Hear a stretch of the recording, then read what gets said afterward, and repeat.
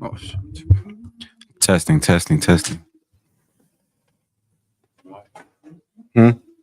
I'm live.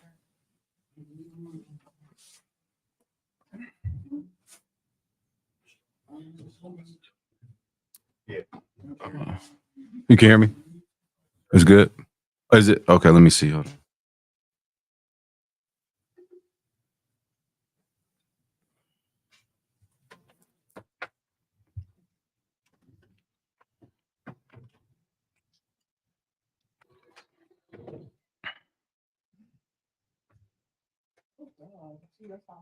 Everybody, we live.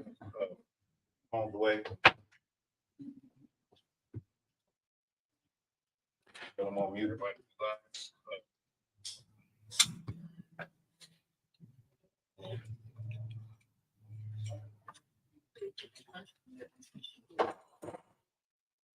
live. Is it okay? Let me see.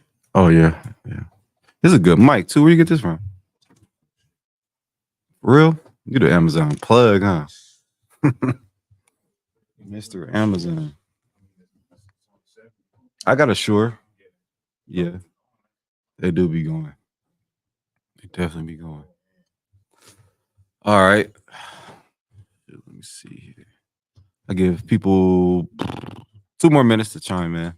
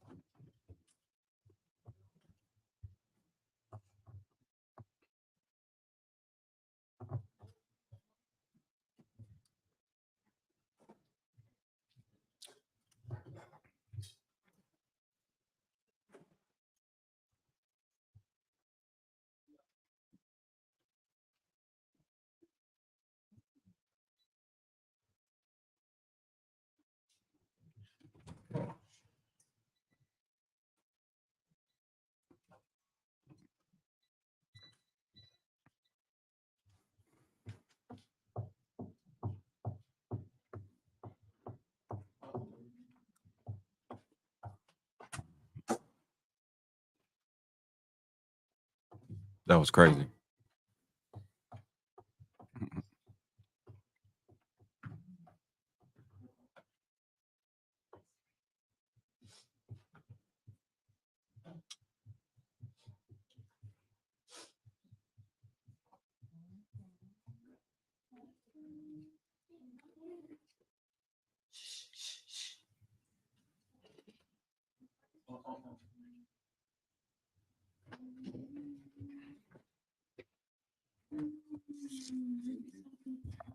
Yeah. Oh, yeah.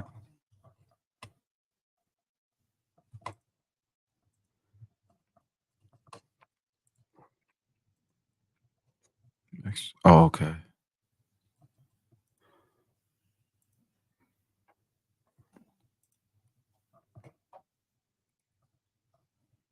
You can go back.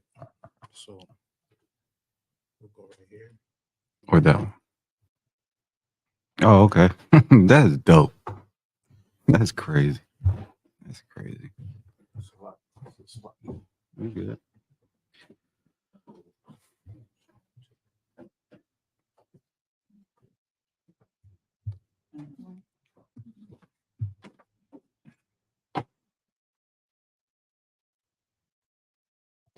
We get started in just a second.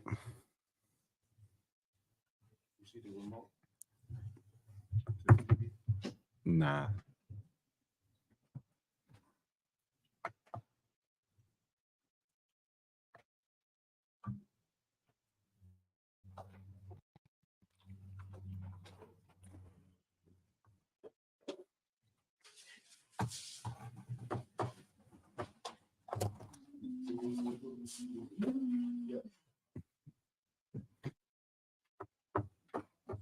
That's funny.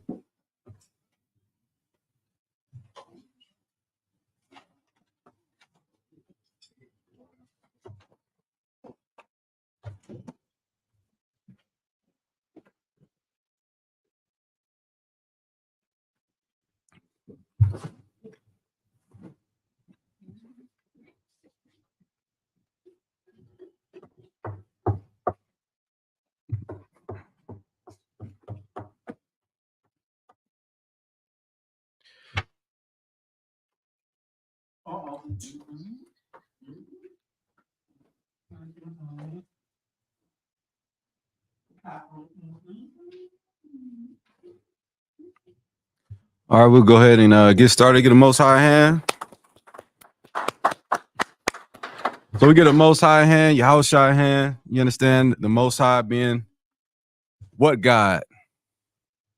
What God is the Most High? The God of Ishmael, the God of the Arabs, the God of Catholicism, the God of Christianity. Who is, the God we're in here learning about and studying of? Who can tell me? Young man Avant. The God of Abraham, Isaac, and Jacob. Can you give me a precept for that? Go ahead, Alatazar. Let's hear it. Let's see. Exodus 3:15 is a good one. Acts 3:13 is another one. Right? What we don't know, first of all, what is today? The Feast of Purim, right? We made it to another Feast of Purim last month, 14th day. You understand, in our calendar as the Hebrews, Israelites.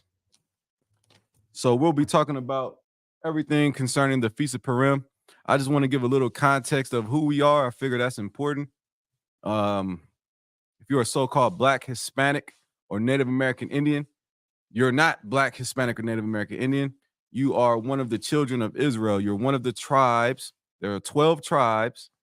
If you're a Black, Hispanic, or Native American Indian, you come from one of those 12 tribes, which makes you an Israelite, which makes you the chosen people of the Most High God, the God of Abraham, Isaac, and Jacob, which I will show you in the scriptures. Let me hear that, Alatazar.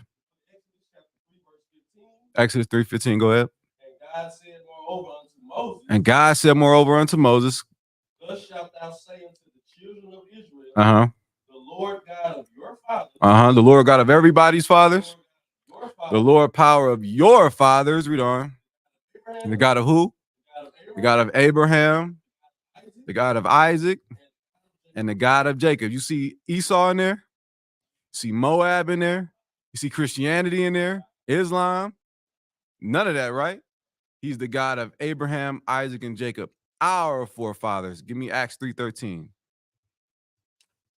And then we'll get into this breakdown, explaining the Feast of Purim, what it means, because we all know what Christmas is about. We all know what Halloween is about. We all know what New Year's Day is about, right? On a worldly level, you think you know what it's about, but in the truth, you really learn what those satanic pagan holidays really represent. You understand? But growing up, all you knew was your birthday, Christmas, and trick or treating. But now you come into the truth as a Black, Hispanic, and Native American Indian, learning their culture and identity. You learn that God gave you days to observe and to follow. And you don't know anything about it. And you grew up in the church. And this is probably the first time you ever heard of Purim, Feast of Purim, Hanukkah, Passover. You understand? The Day of Atonement. That's your favorite one, huh? Day of Atonement. You don't eat or drink for 24 hours. That's our culture. You see? But give me that in Acts 3:13 real quick. The book of Acts chapter 3 verse 13. The God of Abraham and of Isaac and of Jacob. The God of Abraham, Isaac, and Jacob. The God of our fathers. The God of our fathers. That's what Peter said. Keep going. Hath glorified his son, Yahushua, right? Whom he delivered up and denied him in the presence of a Pilate. Right. That's going into the history of how Christ was suffered up to the Romans and how he was killed on our behalf as the children of Israel. Because, without Christ, you know, you're just a filthy sinner with no hope. That's it. You have no hope. I don't know if y'all know this, but you know America's gonna be destroyed, right? You know that this is right before your very eyes. Like, it don't even need a bomb to drop on this place for it to be destroyed. It's already destroyed. Morally, are there any morals in America? Can someone tell me if there are any morals here? A man could be a woman could be a man. A grown man could go to the same restroom as your 3-year-old daughter. You understand? There are no morals here, right?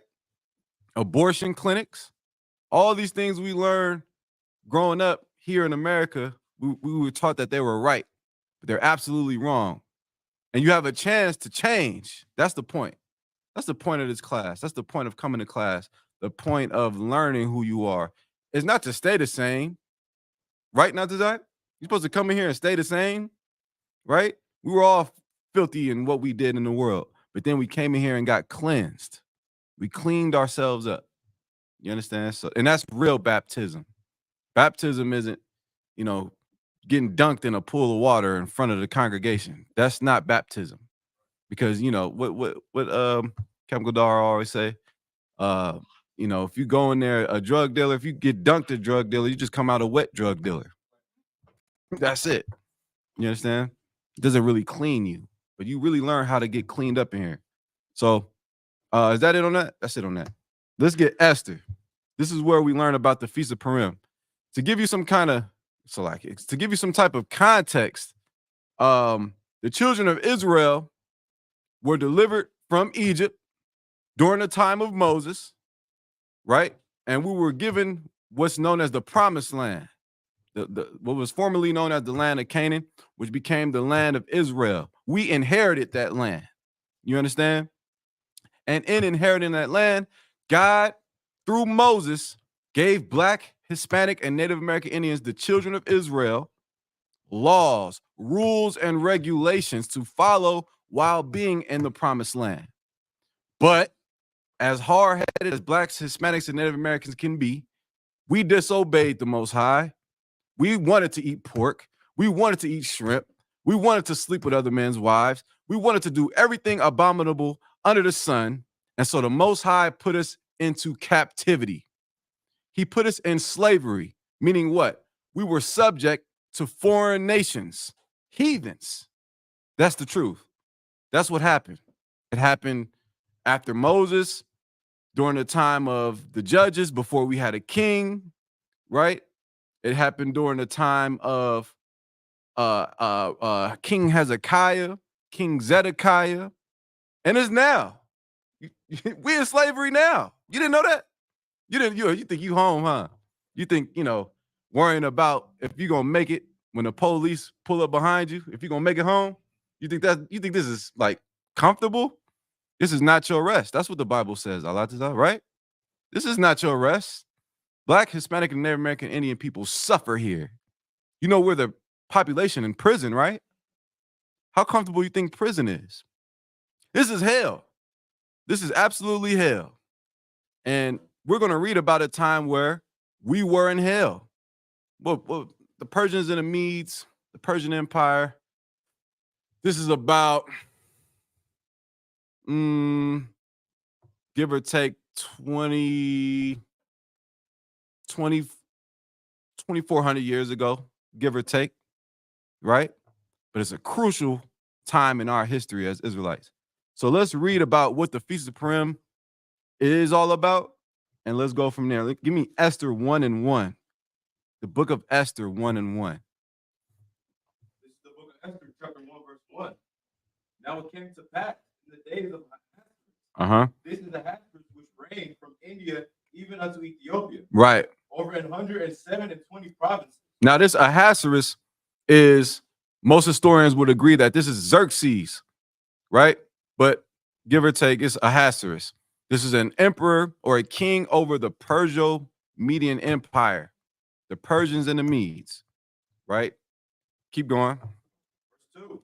That in those days, when the king Ahasuerus sat on the throne of his kingdom, which was in Shushan, the palace. Verse 3. In the 3rd year of his reign, he made a feast unto all his princes and his servants, the power of Persia and of Media, the nobles and princes of the provinces, being before him. Verse 4. When he showed the riches of his glorious kingdom and the honor of his excellent majesty many days, even 180 days. Right. Verse 5. And when these days were expired, the king made a feast unto all the people that were present in Shushan the palace. Right. For you to understand, the Persians and the Medes, like when you watch old movies about these old empires, when it comes to the Persians and the Medes, don't imagine people walking around dressed like, you know, in pillowcases. These people were royal in regards of how rich they were.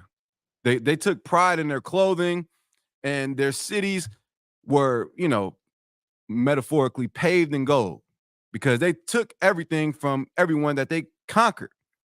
The Persians and the Medes just got done taking over another people that we were under, which was who?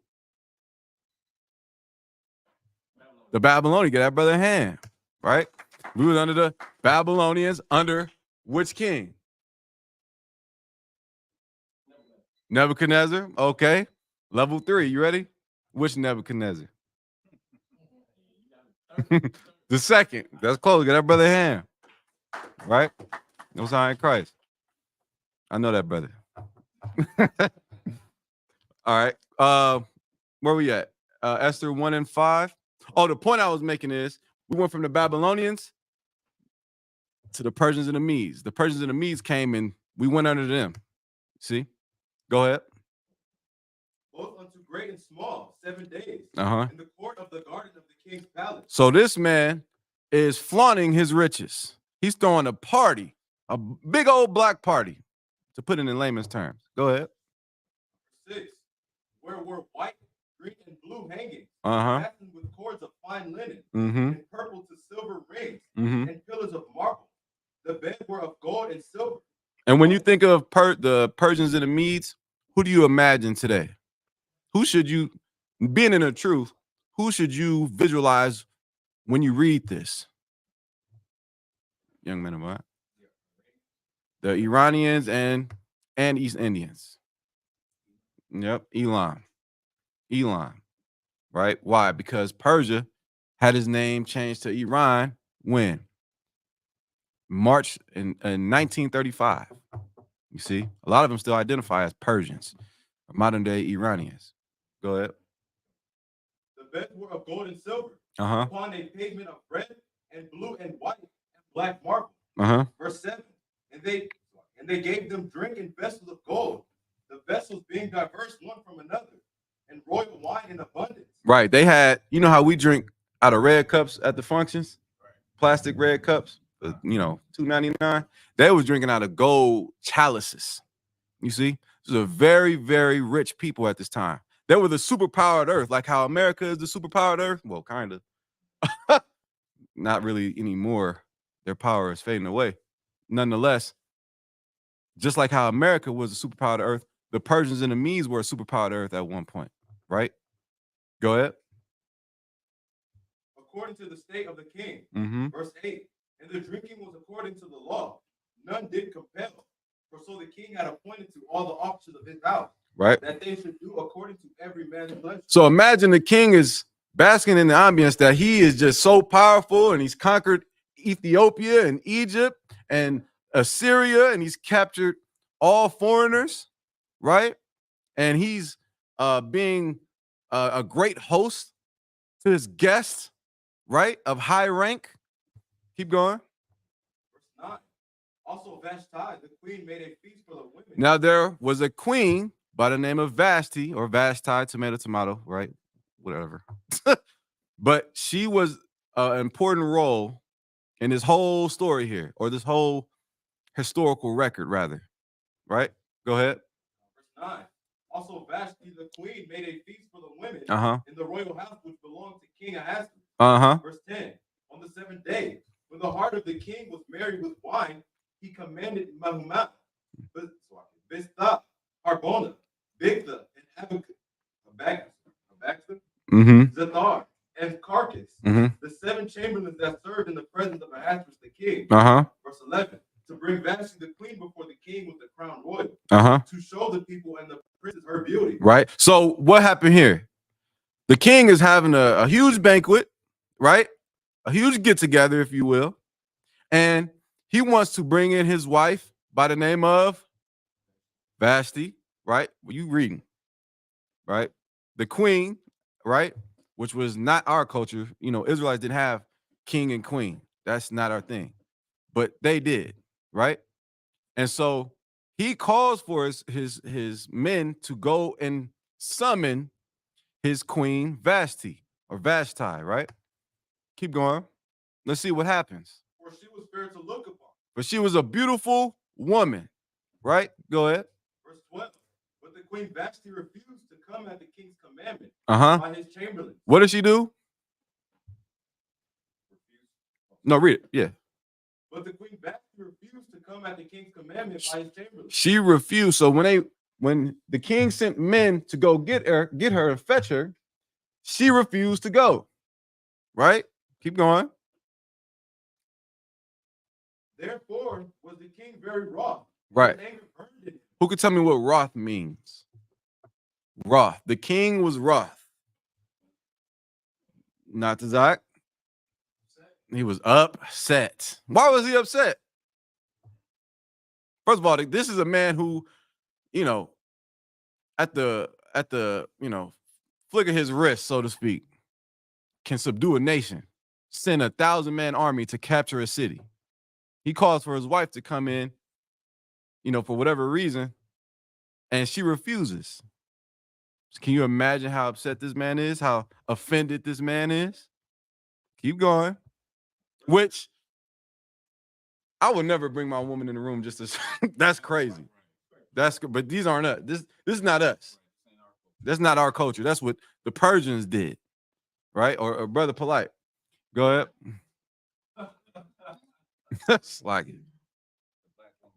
Right. The black woman is God. Crazy work. Go ahead. Verse 13. Then the king said to the wise men. Verse 13. I heard that. Verse 13. Then the king said to the wise men, which knew the times, for so was the king's manner toward all that knew the law and judgment. Verse 14. And the next unto him was Karshina, Shethar, Admatha, Tarshish, Meres, Marcina, and Memucan, the 7 princes of Persia and Media, which saw the king's face, and which sat the first in the kingdom. Verse 15. What shall we do unto the queen Vashti according to the law?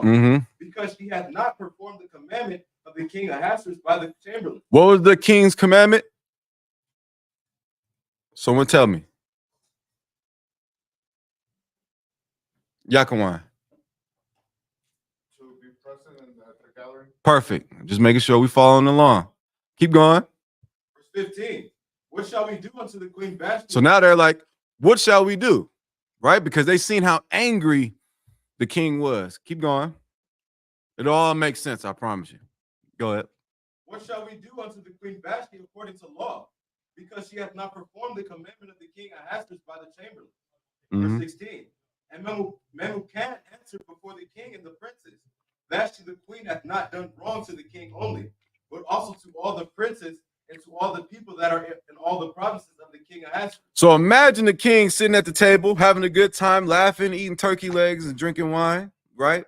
That's what I imagine, right? And he's, I'm gonna get my wife in here. And everybody, you know, heard him say that. It's a lot of people in here, by the way, right? A big banquet. And then one of his men, or his chamberlains, come in and, you know, she refused, my lord, right? Now he's angry. Why? Part of the reason why he's angry is because now he's embarrassed. Your woman don't respect you. So now the man is like, what are we going to do? Because, keep reading. Verse 17. For this deed of the queen shall come abroad unto all women. All women going to think they can do it. Right. All women going to think, I'm not cooking tonight. Baby, can I get a sandwich? Make your own sandwich. Right. But crazy, right? That was the spirit. That was the spirit that they're talking about. A rebellious spirit. Keep going. For this deed of the queen shall come abroad unto all women, Mm-hmm. so that they shall despise their husbands in their eyes. You hear that, right? That's what their concern was, right? Which is not a bad thing. I get it, right? Keep going. When it shall be reported, the king Ahasuerus commanded Vashti the queen to be brought in before him, but she came not.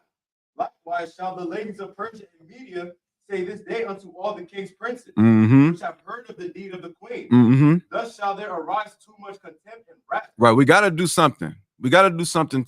We can't allow this to grow. We can't let this spirit grow, which this spirit grew any damn way. That is the spirit of our people today, right? We hate each other. I don't know if you notice. Black people and Hispanic people hate each other. And not in here. In here, we love each other. In here, your man will break his back and go to work for you every day to provide for the household. You understand? And in here, sisters have no problem making a sandwich for the husband 3 a.m.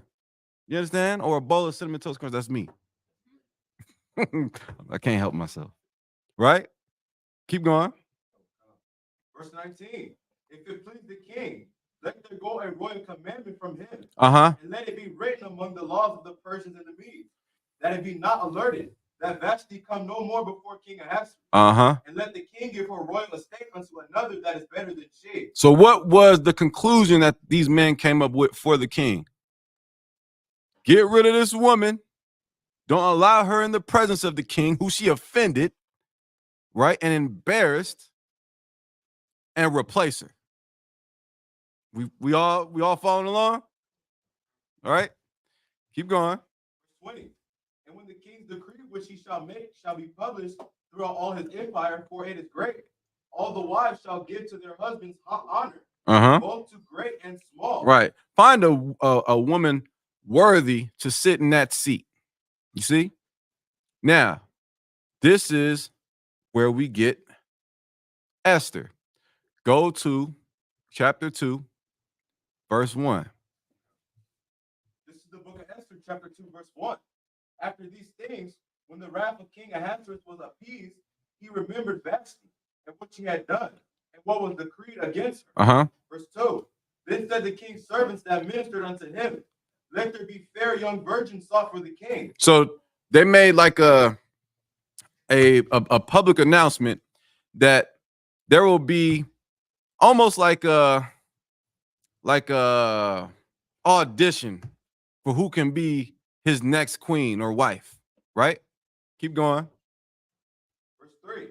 And let the king appoint officers in all provinces of his kingdom, that they may gather together all the fair young virgins unto Shushan the palace. Right.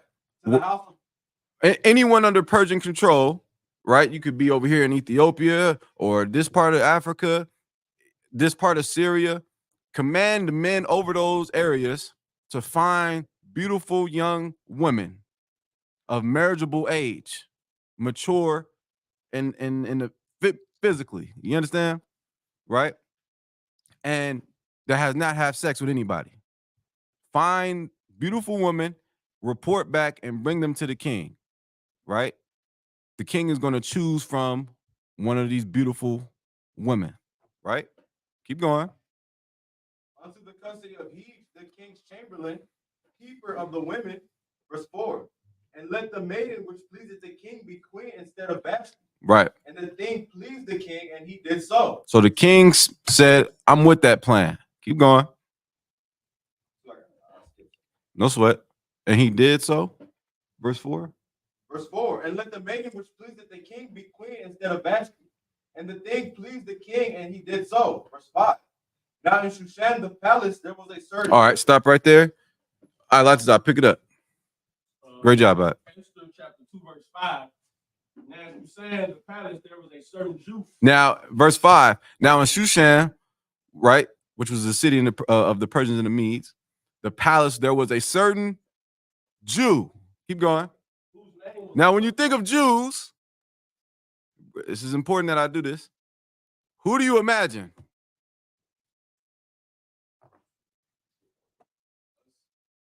Give that brother a hand. I was hoping you said that. If you would have said, I don't know, Jim Carrey, that would have been crazy, right? Because in the world, before you know the truth, who do you imagine as the Jews? Adam Sandler. Who else is Jewish? Seth Rogen, right? You read this and you think of them. That's white supremacy, by the way. I don't know if nobody is aware of that. When you're at your most vulnerable state, and you know one of your loved ones is sick and in ICU, and you get on the edge of your bed and pray, and in your mind you imagine a white man, you're a victim of white supremacy. It's no different from when you're reading and you imagine white people. They did their job and tricked you. But in here, we're going to tell you the truth and clean you from that way of thinking. Imagine blacks and Hispanics. That's what you should imagine, right? And I believe Mordecai was a Benjamite. Is that right? Imagine a West Indian man, a Caribbean, a Jamaican. That's Mordecai, right? Read on. Oh, it say right there. Most High Christ. Go ahead, verse 5. As you said, in the palace there was a certain Jew whose name was Mordecai, the son of Jair, the son of Shimei, the son of Kish, a Benjamite, who had been carried away from Jerusalem with the captivity, which had been carried away with Jeconiah, king of Judah, whom Nebuchadnezzar, the king of Babylon, had carried away. Right. That was known as the Babylonian exile. Right. Keep going. And he brought up Hadassah, that is Esther. He brought up Hadassah, right? Meaning Mordecai raised a sister by the name of Hadassah, right? Keep going. So Esther and Hadassah are sisters, right? Not that? No, they're cousins, right? So who is Hadassah? What's the relation between Hadassah and Esther or Hadassah? Not that. They're the same. Meaning what? What happened there? Just like Abram went to Abraham, right? Jacob to Israel. This sister's name was Hadassah, right? That was her name. But then when we went into captivities, they would rename us. Same thing with Daniel. Daniela. No, Belshazzar. You understand? Keep going. And he brought up Hadassah, that is Esther, his uncle's daughter. His uncle's daughter, which would make Esther what to Mordecai? His uncle's daughter. Go ahead, Ramat. His uncle's. It's almost like a Peter Piper picked a pepper. His uncle's daughter. And so think about, you have an uncle? Right. You have an uncle. His daughter is your cousin. So he raised his young cousin. Keep going. But she had neither father nor mother, and the maid was fair and beautiful. Mm-hmm. Whom Mordecai, when her father and mother were dead, took away his own daughter.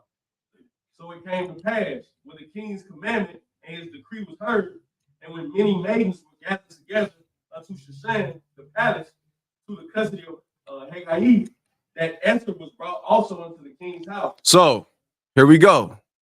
So what's going on? Right? The king wants women presented before him. Who is one of those women that are going to be brought before him? Esther. A sister by the name of Esther. Keep going. And Esther was brought also into the king's house to the custody of Haggai, keeper of the women. Right. And the maiden pleased him, and she obtained kindness of him. Uh-huh. And he speedily gave her things her things for purification, with such things as belonged to her, and 7 maidens, right, which were meet to be given her. So out of all the women, it came down to a few women, but there was something about Esther that really caught the guard's attention, right? Keep going. Which were meet to be given her out of the king's house. And he preferred her and her maids unto the best place of the house of the women. Keep going. Esther had not showed her people nor her kindred. Right. For Mordecai had charged her that she should not show it. So she didn't declare herself to be an Israelite. You understand? The king didn't know who should. A lot of these nations didn't really care, right? But she didn't let it be known to the guards and the kings. Not that she was hiding it, but she just didn't let it be known. You see? Because we weren't the only people under the Persians and the Medes. Y'all know that, right? Everybody they conquered was under them. Keep going. And Mordecai walked every day before the court of the women's house to know how Esther did and what should become of her. Now, when every maid's turn was come to go into King Ahasuerus, after that she had been 12 months. Purified. According to the manner of the women. For so were the days of their purifications accomplished. To wit, 6 months with oil of myrrh and 6 months with sweet odors. Good night. Y'all understand that? Y'all understand that? It's like it. Meaning, she was preparing just to meet the king. You understand? How?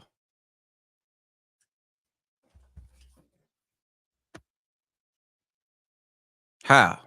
We're reading it. Ramak.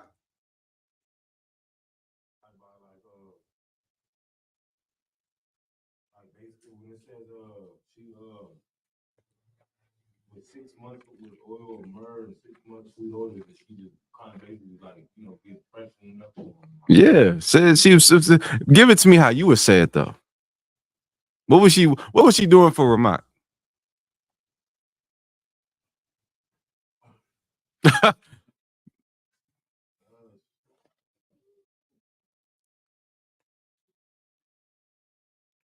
What was she doing?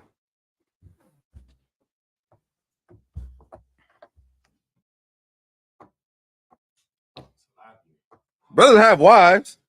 Brother got women. Right? What was she doing?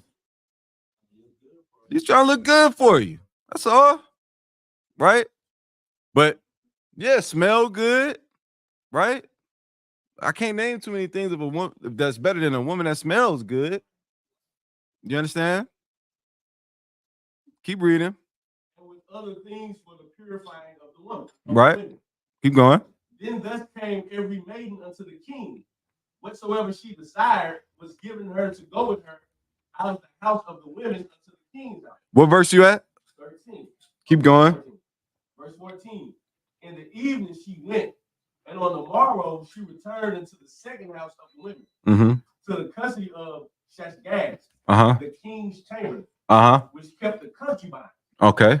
She came in unto the king no more, except the king delighted in her, and that she was called by name. So the king saw all those women, but Esther stood out to him above all. Keep going. Verse 15. Now when the turn of Esther, the daughter of Abihail, the uncle of Mordecai, who had taken her for his daughter, was come to go in unto the king, she required nothing but what Haggai, the king's chamberlain, the keeper of the women, appointed. And Esther obtained favor in the sight of all them that looked upon her. So Esther was taken unto King Ahasuerus into his house royal in the 10th month. You know why she stood out above all those other women? Latazar? Okay. Not necessarily. Yaquan. Okay, that's not wrong. Neither one of those are wrong. Young man Avant. Give him a hand. Right? Because who is more fair and more attractive than the Israelite woman?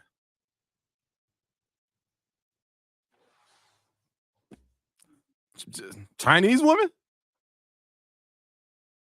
Brother, that brother's hateful. I just love my own people. right? And it's the truth, Salakia. Go ahead, keep reading. Verse 16. So Esther was taken. I said Chinese because there was a biblical movie on Netflix called Esther, and the woman was Chinese. I said, no way. No way. Keep going. So Esther was taken unto King Ahasuerus into his house royal in the 10th month, which is the month Tebeth, in the 7th year of his reign. Uh-huh. And the king loved Esther, right, above all the women. Uh-huh. She attained grace and favor in his sight more than all the virgins. Now, this is very important in understanding the Feast of Purim. Esther found favor in the sight of the king. You see, which is very, very crucial to understand, right? There's a lot of names. There's a few names, and I'll point them out. A few names, a few accounts that really, how can I say, show how important the Feast of Purim really is, right? Keep going. Where you at? Go to verse 22. Verse 21. Verse 21. Esther chapter 2, verse 21. Now, here's something. This is something that happened that's very important. Keep going.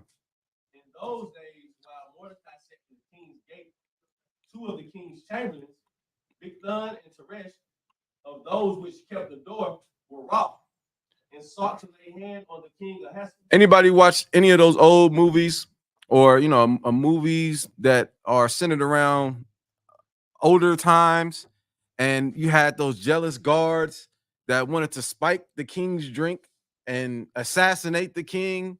That's what these two men wanted to do. Everybody clear on that? Now, who overheard the plan of these two chamberlains, men who had access to the king, who overheard their plan to assassinate the king? Esther? Mordecai. Keep going. Verse 22.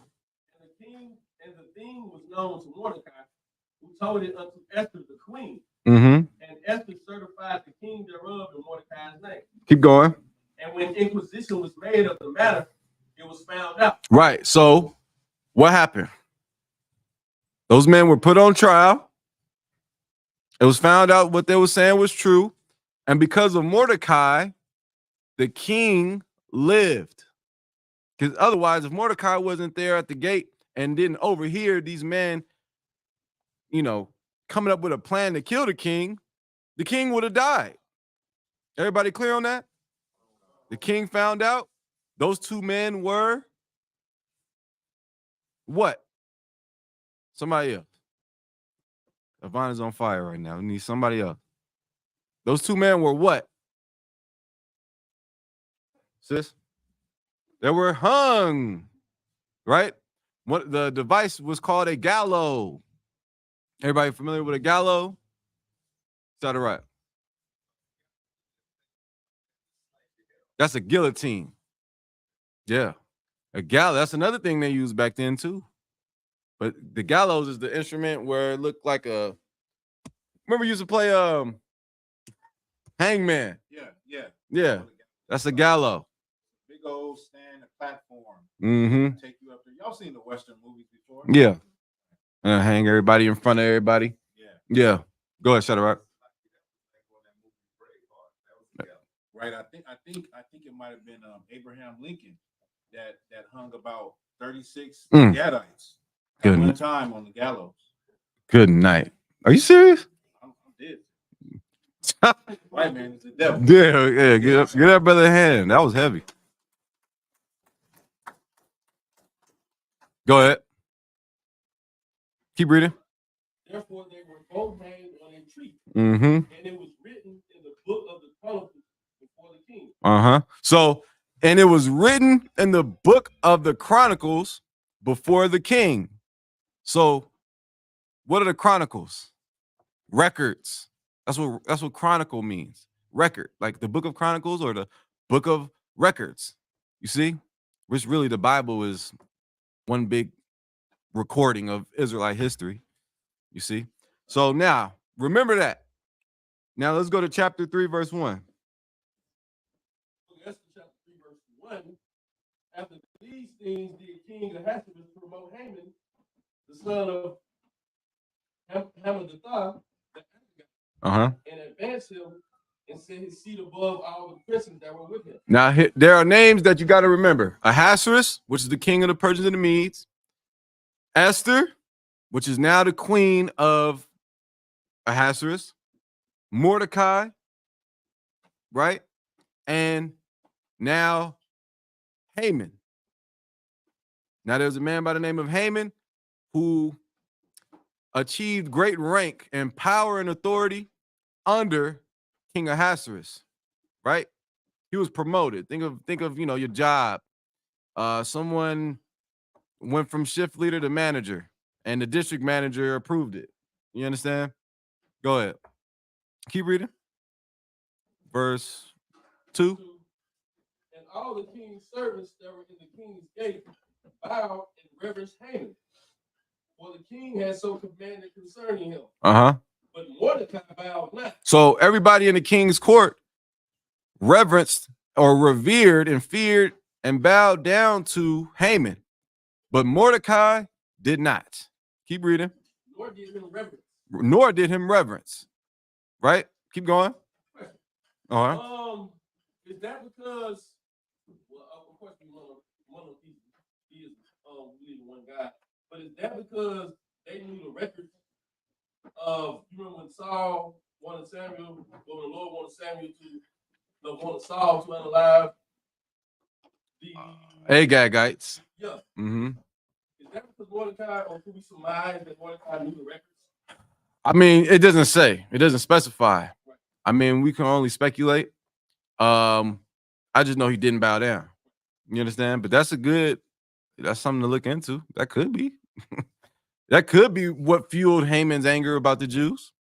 Could be. Right. That's a good take. But definitively, I can't teach that because you understand, it doesn't say. Let me go ahead. Verse 3. Then the king's servants, which were in the king's gate, said unto Mordecai, why transgressest thou the king's commandment? Right. The king's commandment was that everybody revere Haman. Mordecai did not revere Haman, so now they're pressing Mordecai. Go ahead. Now it came to pass, when they spake daily unto him, and he hearkened not unto them, that they told Haman to see whether Mordecai's matters would stand. For he had told them that he was a Jew. They told Haman that Mordecai was a Jew. Keep going. And when Haman saw that Mordecai bowed not, nor did him reverence, then was Haman for the rest. Haman was angry. Keep going. And he thought scorn to lay hands on Mordecai alone. For they had shown him the people of Mordecai. Wherefore Haman sought to destroy all the Jews that were throughout the whole kingdom of Ahasuerus. Right. So what did the kingdom of Ahasuerus consist of? Wherever the Persians and the Medes conquered. I wish we could pull up on the map the Persians and the Medes, what they conquered. Right? Think of everywhere America has conquered. It's similar to the Persians and the Medes. It wasn't like California. It wasn't like the size of California. Like the Persians and the Medes had power. That was an authority, brother. They were the superpower of the earth at that time. And so Haman is like, since you didn't want to bow down to me, now I'm going to fight to get all of your people unalived. Wherever you are, whether you're in Libya, Ethiopia, wherever the Jews are scattered under the rule of the Persians and the Persians and the Mede and the Medo-Persian Empire, we're going to get rid of you. All because of Mordecai. Everybody clear on that? Keep going. In the first month, verse 7, in the first month, that is the month Nisan, in the 12th year of King Ahasuerus, they cast Purim. They cast what?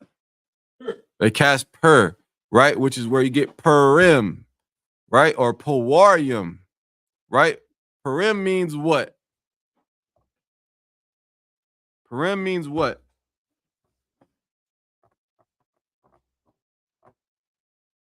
To cast lots. or to what? What is casting lots? It's a very, very black and brown thing to do. Rolling dice. That's what they did. They casted lots on making a decision about something. You understand? Keep going. And Haman said unto King Ahasuerus, there is a certain people scattered abroad and dispersed among the people in all the provinces of thy kingdom. And their laws are diverse from all people. Right. So Haman now, because of his hatred and wrath towards Mordecai for not reverencing him, now he's like, listen, king, there's a people that you conquered, because remember, Israelites weren't the only people under the Persians and the Medes. Everybody was in the known world, you see? And from there, he's like, there's a certain people amongst you who have diverse laws, because every other nation had their culture, but we were unique. Why? Why were the Jews unique? Why were the Jews unique? Is it because we know the 1-2 step? Is that the salt Christ was talking about? You're the salt of the earth? Because you can shoot a basketball? Why are the Jews unique? Go ahead, sis.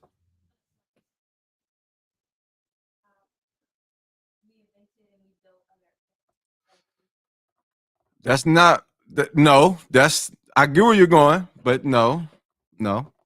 That's a good answer though. That's not wrong. But why are the children of Israel diverse? Go ahead, young man. We follow the laws and commandments. That give me Deuteronomy 4:4. Get that brother a hand. That's Jeremiah. Right? That's what makes you a special people. Not your ability to throw a football. You understand? Which that's amazing. That comes with being the special people, being, advanced at everything you do, inventing everything, the refrigerator, the potato chip, ice cream, the potato chip. I said potato chip twice because I love potato chips.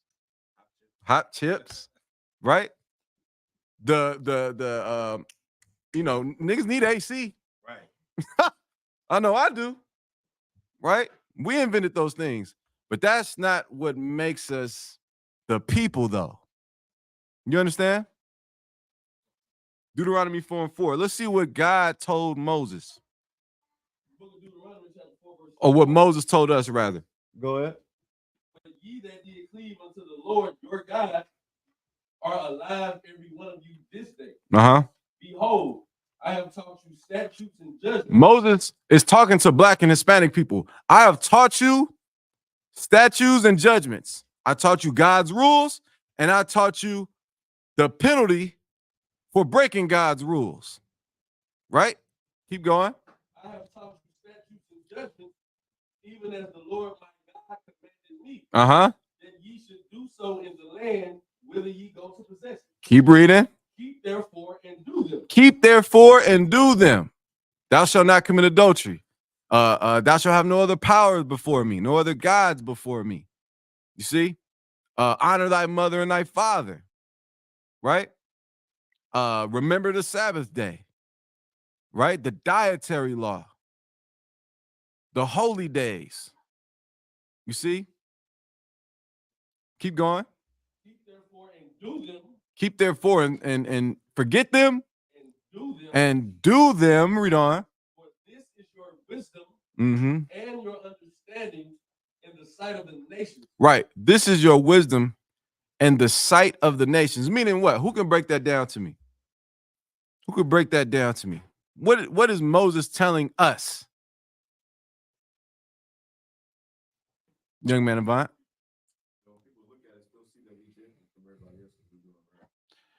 That's get that brother hand. That's absolutely correct.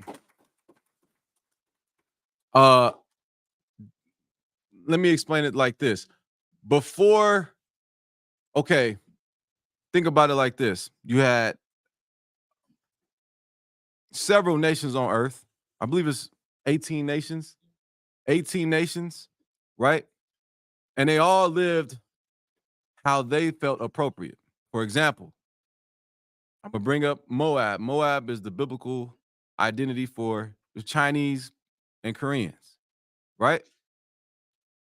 You see what they be eating? I'm serious. Do you see what they eat? What do they eat at? Crazy. like it's a stereotype, but it's really true that I don't eat no Chinese food. Why?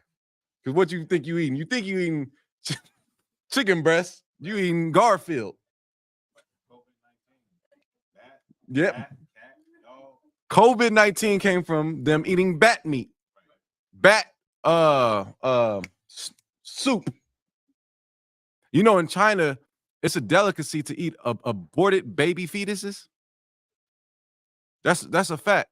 Like, it's a delicacy. You know how here you have hibachi, right? They had aborted fetus. Yeah, I know. Aborted fetus soup. That's disgusting. But why are we counted wise when we keep God's laws? Because we don't eat filthy things like that. We eat turkey. Turkey is clean. Chicken, right? Bison, right? Which is, you know, cow, lamb. Good night. You ever had lamb? Anybody? No? Damn. It's me and the watch just lambing out. That's more than me. Right?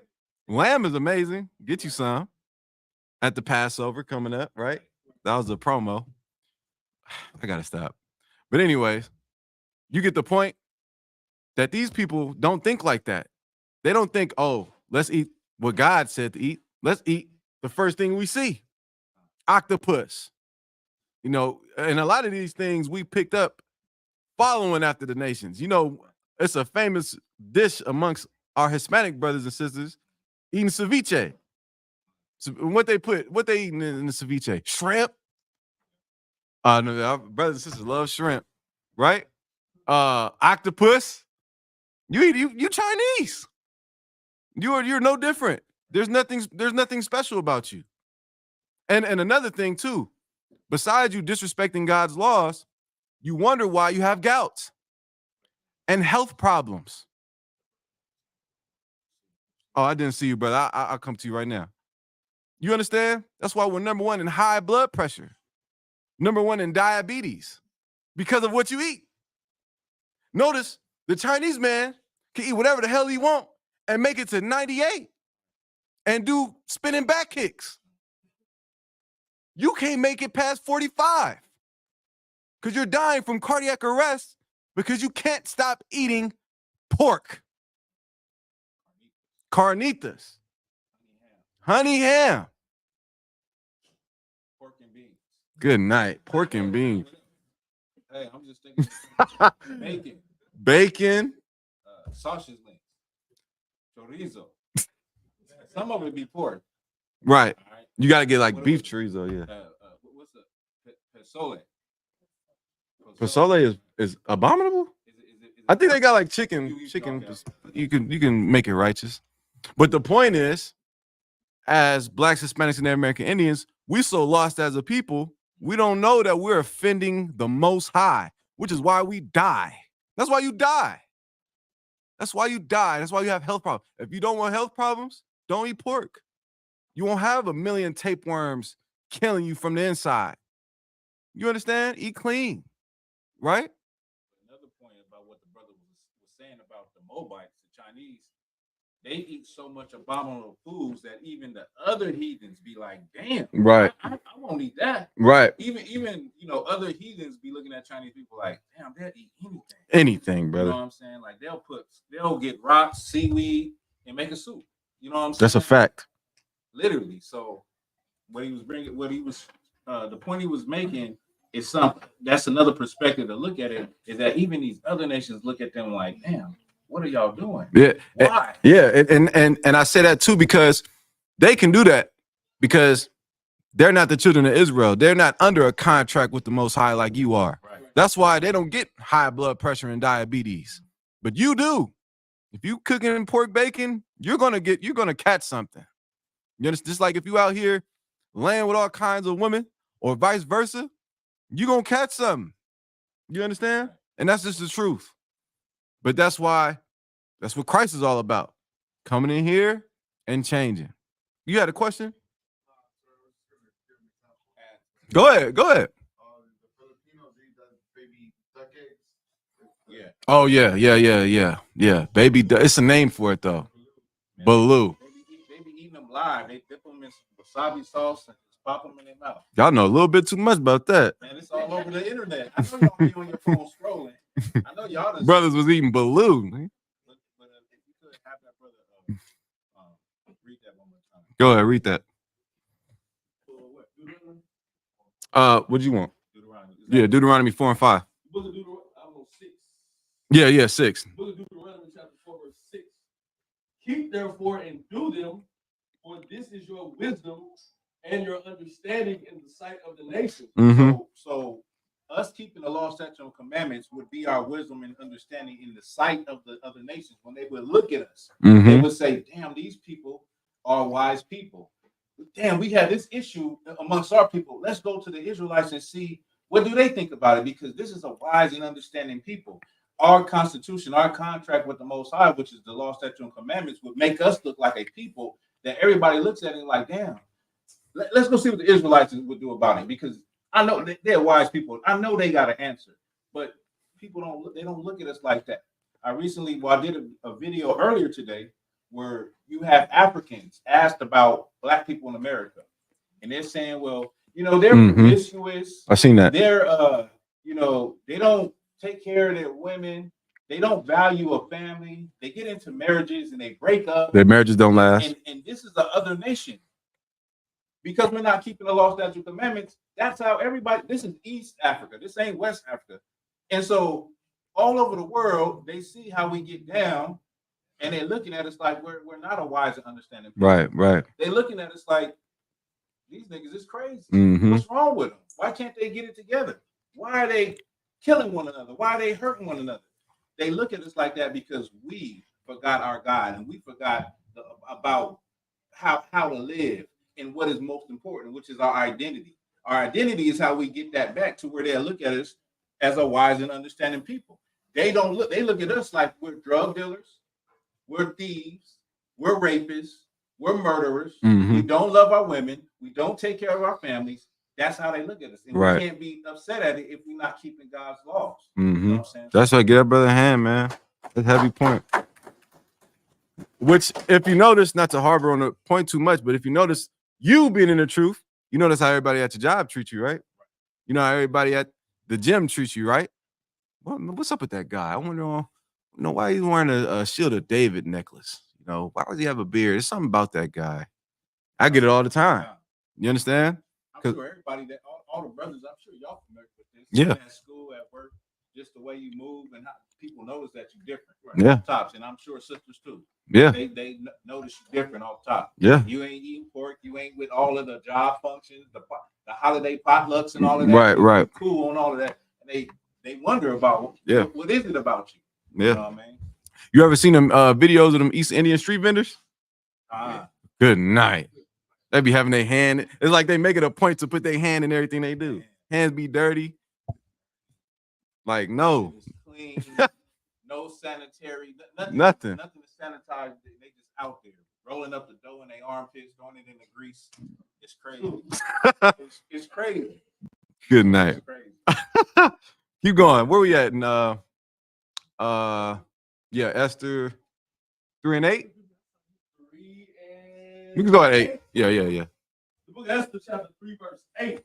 And Haman said unto King Ahasuerus, there is a certain people scattered abroad and dispersed among the people in all the provinces of thy kingdom. And their laws are diverse from all people. Neither keep they the king's laws, therefore it is not for the king's profit to suffer them. Verse 9. If it please the king, let it be written that they may be destroyed. So what does Haman want?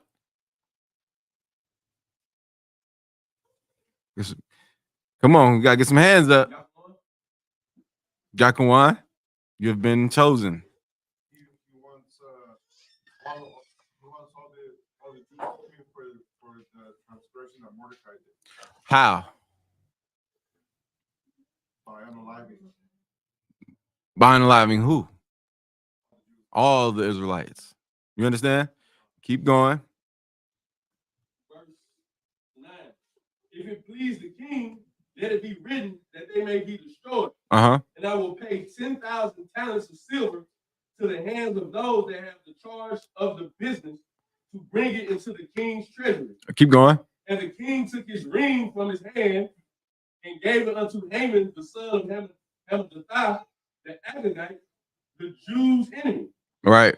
And the king said unto Haman, the silver is given to thee, the people also, who do with them as it seemeth good to thee. Right. So what did the king do? He approved it. Whatever you want to do, the king don't really care. Whatever you want to do, you're in your position for a reason. Just let me know how much it's going to cost. Pretty much. Keep going. Well, then were the king's scribes called on the 13th day of the first month, and there was written according to all that Haman had commanded unto the king's lieutenants, and to the governors that were over every province, and to the rulers of every people of every province, according to the writing thereof, and to every people after their language. In the name of King Ahasuerus was it written. Now, jump to chapter 4, right? I don't want to be too long-winded. Jump to chapter 4. Now, just to summarize it, Mordecai finds out and Esther finds out, right? Let's look at how Mordecai finds out and what his reaction is to him learning that they're planning on committing mass genocide on the children of Israel. Plenty of times in history, this has happened to us, right? Y'all heard of Native Americans? Anybody? By show of hands? How many Native Americans have you met in your life? You can damn near count on your hand. That's crazy. You looking at one. Right? Huh? Mostly get that sister hand. But honestly, you rarely see them. It's not that they're gone, but damn, they almost took us out. You understand? Which was biblical prophecy, but we're going to overcome in the end. You understand? All of us are. But the point is that so many times in history, our enemies and our oppressors sought to get rid of us as a nation of people. But I'm going to show you something in the Bible really quick before I show you Mordecai's response to learning Haman's evil plot. Give me Jeremiah 31 and what's that? Not 31. I want to go straight to the point. 34. Jeremiah chapter 31, verse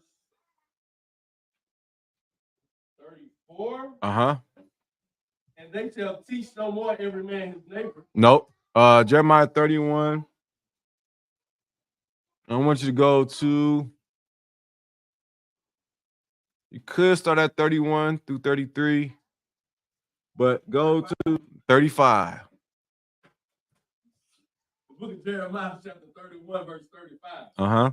Thus saith the Lord, which giveth the sun for a light by day, and the ordinances of the moon and of the stars for a light by night, which divideth the sea when the waves thereof roar.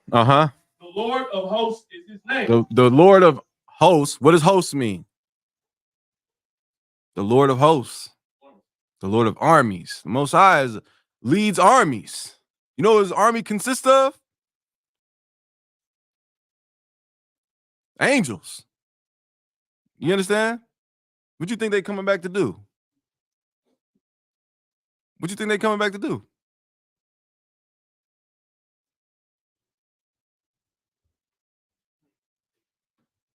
Allah Go to war. The water. Go to war. That's what Christ is coming back to do. You know that, right? Keep going. Verse 36. If those ordinances depart from before me, What are the ordinances? The sun, the moon, the stars, right? If those things vanish, keep going. If those ordinances depart from before me, saith the Lord, then the seed of Israel also shall cease from being a nation before me forever. You understand that? So is the sun still out? Is the moon still out? Can you go outside and see stars? So what does that mean? Then the seed of Israel, the seed of Israel still. No, you was right. The seed of Israel is going to remain. And the sun and the moon ain't going nowhere. And so neither are we. So no matter what evil plot, no matter how many of us they get rid of and kill, we're going to keep coming back. We're going to keep coming back, and the Most High is going to be with us. And I'm going to show you how he was with us during the time of this. Go back to Esther 4:1. The book of Esther, chapter 4, verse 1. When Mordecai perceived all that was done, Mordecai rent his clothes and put on sackcloth with ashes and went out into the midst of the city and cried with a loud and a bitter cry. So Mordecai is devastated. He found out that the plan is to get rid of all of his people. That shows you how much Mordecai loved his people. You understand? Keep going. And came even before the king's gate, for none might enter into the king's gate clothed with sackcloth. Right? Sackcloth is a clothing that you will wear that represented a state of sadness, a state of mourning, right? It wasn't royal apparel. Sackcloth was not that. Sackcloth was, ashes all covered over it. Keep going. Verse 3. And in every province, whithersoever the king's commandment and his decree came, there was great mourning among the Jews. And then look, you hear the baby crying. That's Salakia. That's heavy. That's heavy. Y'all ain't catch that. Yeah. That was the spirit. You understand? Like, we was like, damn. Imagine finding out they finna kick in your door and kill your children. Damn, what we gonna do? Freaking out. Keep going. The baby didn't cry throughout the whole class, by the way. Imagine it's like this. Imagine the state of if you're a Hispanic brother and your mother and your father, and y'all done been here your whole life, and now ICE is coming to take your father and your mother, and they done been here their whole life, and what are they gonna do in Mexico? And imagine CPS is coming to take your children. Damn. Imagine the despair and the distress you would be in your mind. Now take all of that and put it onto a prophet of the Lord that is it's feeling like that because this is going to happen to his people. That's heavy. I hope I brought it to you. No, that's heavy. And CPS, you know where CPS comes from? Child Protective Services comes from Indian boarding schools. So what they did was when they took over the land, they pushed Native Americans in the really, the undesirable parts of America. Then they came back and said, you're not fit to raise children here. It took the children and put them in boarding schools where they did horrible things.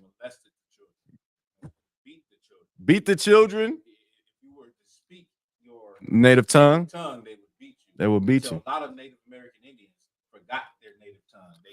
They're still alive today and remember. Yeah, that that's true. They can't remember their language because these Catholic nuns beat the hell out of them and did inappropriate things to them. You see, but Merry Christmas. Give me a break. Keep reading. Verse 4. So Esther's maids and her chamberlains came and told it her. Oh no, I'm sorry. Happy Valentine's Day. Keep going. Then was the queen exceedingly grieved, and she sent raiment to clothe Mordecai, and to take away his sackcloth from him, but he received it not. Then called Esther for Hatak, one of the king's chamberlains, whom he had appointed to attend upon her, and gave him a commandment to Mordecai. Right. To know what it was and why it was. Right. Keep going. So Hatak went forth to Mordecai into the street of the city, which was before the king's gate. And Mordecai told him of all that had happened unto him, and of the sum of the money that Haman had promised to pay to the king's treasury for the Jews. Now jump to verse 13. Verse 13. Then Mordecai commanded to answer Esther, think not with thyself that thou shalt escape in the king's house more than all the Jews. Mm-hmm. For in thou altogether holdest thy peace at this time. Mm-hmm. Then shall their enlargement and deliverance arise to the Jews from another place. But thou and thy father's house shall be destroyed. Right, because remember, she never professed that she was a Jew. Anybody remember that part? Keep going. So Mordecai is telling her, listen, the pot is heating up. They planning on killing us. She's like, why are you being hysterical? What's wrong? And she finds out, and he's telling her, look, they planning on killing us. This was the plan. I overheard it. And, you know, they're going to kill you too once they find out who you are. Keep going. And who knoweth whether thou art come to the kingdom for such a time as this? Keep going. Then Esther bade them return Mordecai this answer. Go, gather together all the Jews that are present in Shushan, and fast ye for me, and neither eat nor drink 3 days, night or day. Keep going. I also and my maidens will fast likewise, and so will I go in unto the king, which is not according to the law. And if I perish, I perish. So what happened? What did Esther want? What did Esther want Mordecai to say? Tell the people to fast. Tell us, as the children of Israel, to fast. Fast for what? Ramak.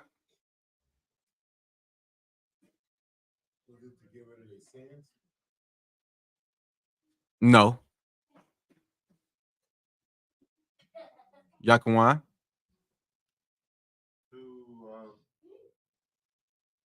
To find favor with the Lord so that she can be successful. You have to give that brother a hand. What is fasting? Fasting, one of the reasons for fasting is to humble yourself before the Most High. You ever been without food and water? Anybody? Right? Going without food and water is, you know, it's you got to be strong to do it. Like fasting is one of those things. Like if you can go without food and water for 24 hours, I assure you, you can go without crack. You understand? You can go. The thing, like, I don't want to go into my fast breakdown, but that's why he fasted. That's why they declared everybody to go fast. Right? Now, jump to chapter 5, verse 1. The book of Esther, chapter 5, verse 1. Now it came to pass on the 3rd day that Esther put on her royal apparel and stood in the inner court of the king's house, over against the king's house. And the king sat upon his royal throne in the royal house, over against the gate of the house. Keep going. And it was so, when the king saw Esther, the queen, standing in the court, that she obtained favor in his sight. Keep going. And the king held out to Esther the golden scepter that was in his hand. So Esther drew near and touched the top of the scepter. Keep going. Then said the king unto her, what wilt thou, Queen Esther? And what is thy request? It shall be even given thee to the half of the kingdom. Right. And Esther answered, if it seem good unto the king, let the king and Haman come this day unto the banquet that I have prepared for him. Now, remember, Esther just found out what? What did Esther just find out? That Haman wants to unalive all the Jews. He wants to kill all the Israelites. Kill all blacks in his family. Right? Now, what is she doing? She went before the king. The king adores her so much without her even saying anything. I'll give you whatever you want, up to half my kingdom. Right? So let's see what she says. Keep in mind, she knows Haman's plan. Right? Read verse 5. Verse 5. Then the king said, cause Haman to make haste, that he may do as Esther had said. Mm-hmm. So the king and Haman came to the banquet that Esther had prepared. Uh-huh. And the king said to Esther at the banquet of wine, Uh-huh. what is thy petition? And it shall be granted thee. And what is thy request? Even to the half of the kingdom it shall be performed. Right. Then answered Esther and said, my petition and my request is, verse 8, if I have found favor in the sight of the king, and if it please the king to grant my petition and to perform my request, let the king and Haman come to the banquet that I shall prepare for them. So what, anybody know what a banquet is? Party? Like a fancy dinner. Right? So she's saying, let the king and Haman come to a banquet that I'll prepare. Right? Now you gotta think, this is one of our sisters. She got something up her sleeve. You understand? She got a plan, right? This is heavy. I like it. Go ahead, keep reading. Verse 9. So now Haman learns of this.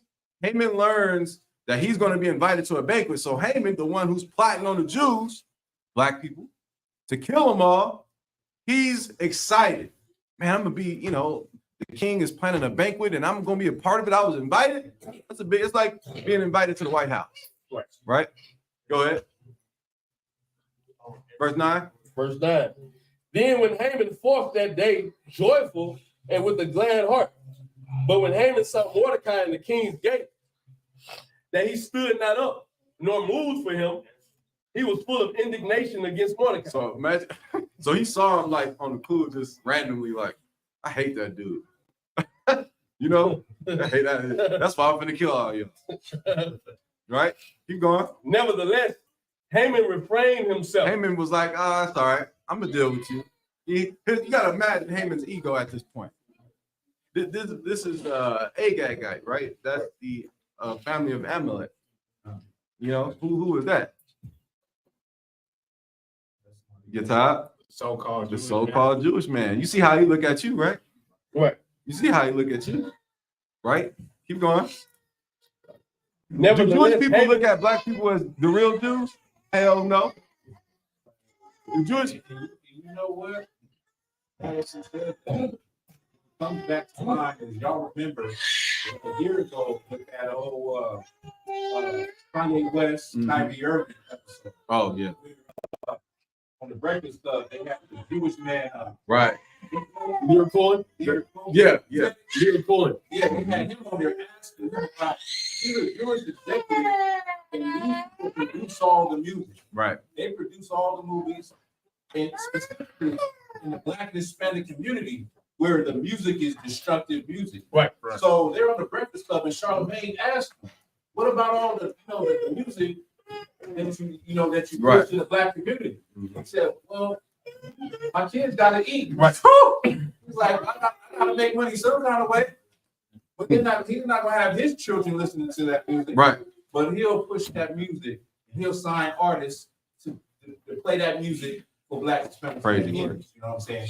So in a way, they do in that same vein, they do hate us. Just like how you looked at the brother with disgust, that's how they really feel. Right. But they making money off of it. Right. You know what I mean? So they have to put a fake smile on them to act like they care about it and they love it, but they don't play this. Their children are not allowed to listen to the music that they're pumping to our communities. Not only just listen to it, but make it. They can't even make it. Yeah. In that world, in that realm of entertainment, they have to talk about certain things. A lot of artists, they might have other ideas. They might not want to talk about killing niggas all the time. Right.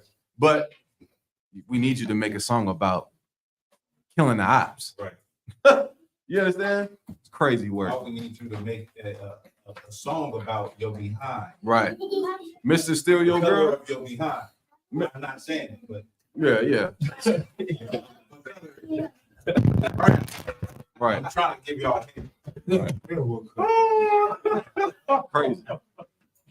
Crazy. Keep reading. Esther 5 and 10. Nevertheless, Haman refrained himself. And when he came home, he sent and called for his friends and the rest his wife. And Haman told them of the glory of his riches and the multitude of his children and all the things wherein the king had promoted him. Right. So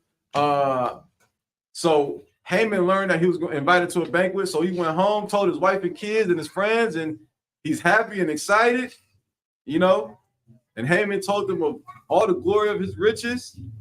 Keep going. And how he had advanced him above the princes and servants of the king. Right. Haman said, moreover. It's like that one, you know, if you ever worked in slavery, that one person that's just a suck up to upper management, right, and they get a raise or a promotion in the job, they go home. Like nobody likes them at the job. Right. Oh man, life is good. Come here, baby. Let's watch a movie, whatever, right? Keep going. Haman said, moreover, yea, Esther the queen did let no man come in with the king unto the banquet that she had prepared but myself. And tomorrow am I invited unto her also with the king. I got invited to the king's banquet. Esther gonna be there. The queen. She's like, I like the queen. Yeah, the queen gonna be there. We're gonna eat food, turkey legs. That's the second time I said that. Keep going. Yet all this availeth me nothing, so long as I see Mordecai the Jew sitting at the king's gate. Right. What that mean? Go ahead. It's like, if I may, this man just told about all the things he has. He's second in command of the greatest nation walking the earth right now. He has wives, he has money, he has control, rulership, power, and authority. But as soon as you look at a black Hispanic, that's all that. That's a splinter in his hand. Right. He got, you know, it's just something so small. It's just he can't sleep. Right? You ever had a splinter in your hand? Yes. It's insane. Ruin your whole day. Right. Go ahead. You the toughest guy in town, but boy, a splinter. Right. Good night. Keep going. Verse 14.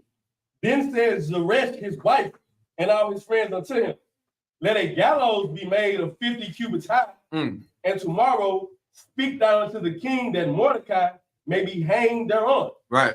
Then go thou in merrily with the king unto the banquet. Right. So not only does he want all the kings he got it approved to get all the Jews killed. But now the friends is like, if you don't like Mordecai so much, you got all this power, just hang him. Right. Hang Mordecai. And then you can enjoy your banquet knowing that someone you hated was, you know, hung by the neck. Again, like I said, a gallow is that instrument that looks like a, you know, like an upside down nail, and then it got the rope at the end, and then they'll have it. The way it was what's the word I'm looking for?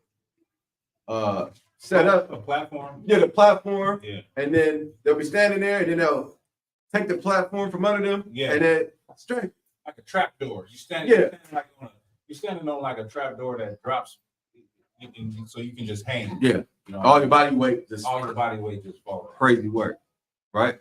Keep going. And the thing pleased Haman, and he caused the gallows to be made. The book of Esther, chapter 6, verse 1. On that night could not the king sleep. Now, this is where the plot thickens. Like when you read the scriptures, anybody who can name a good show? Just name one good show. A good show or a movie. I like that. The Office. Huh? The Office. Golf? The Office. Oh, The Office. Come on, man. I said golf. Which, hey, you know, golf is. I be winning. Axe Warrior. Right? Name it another show.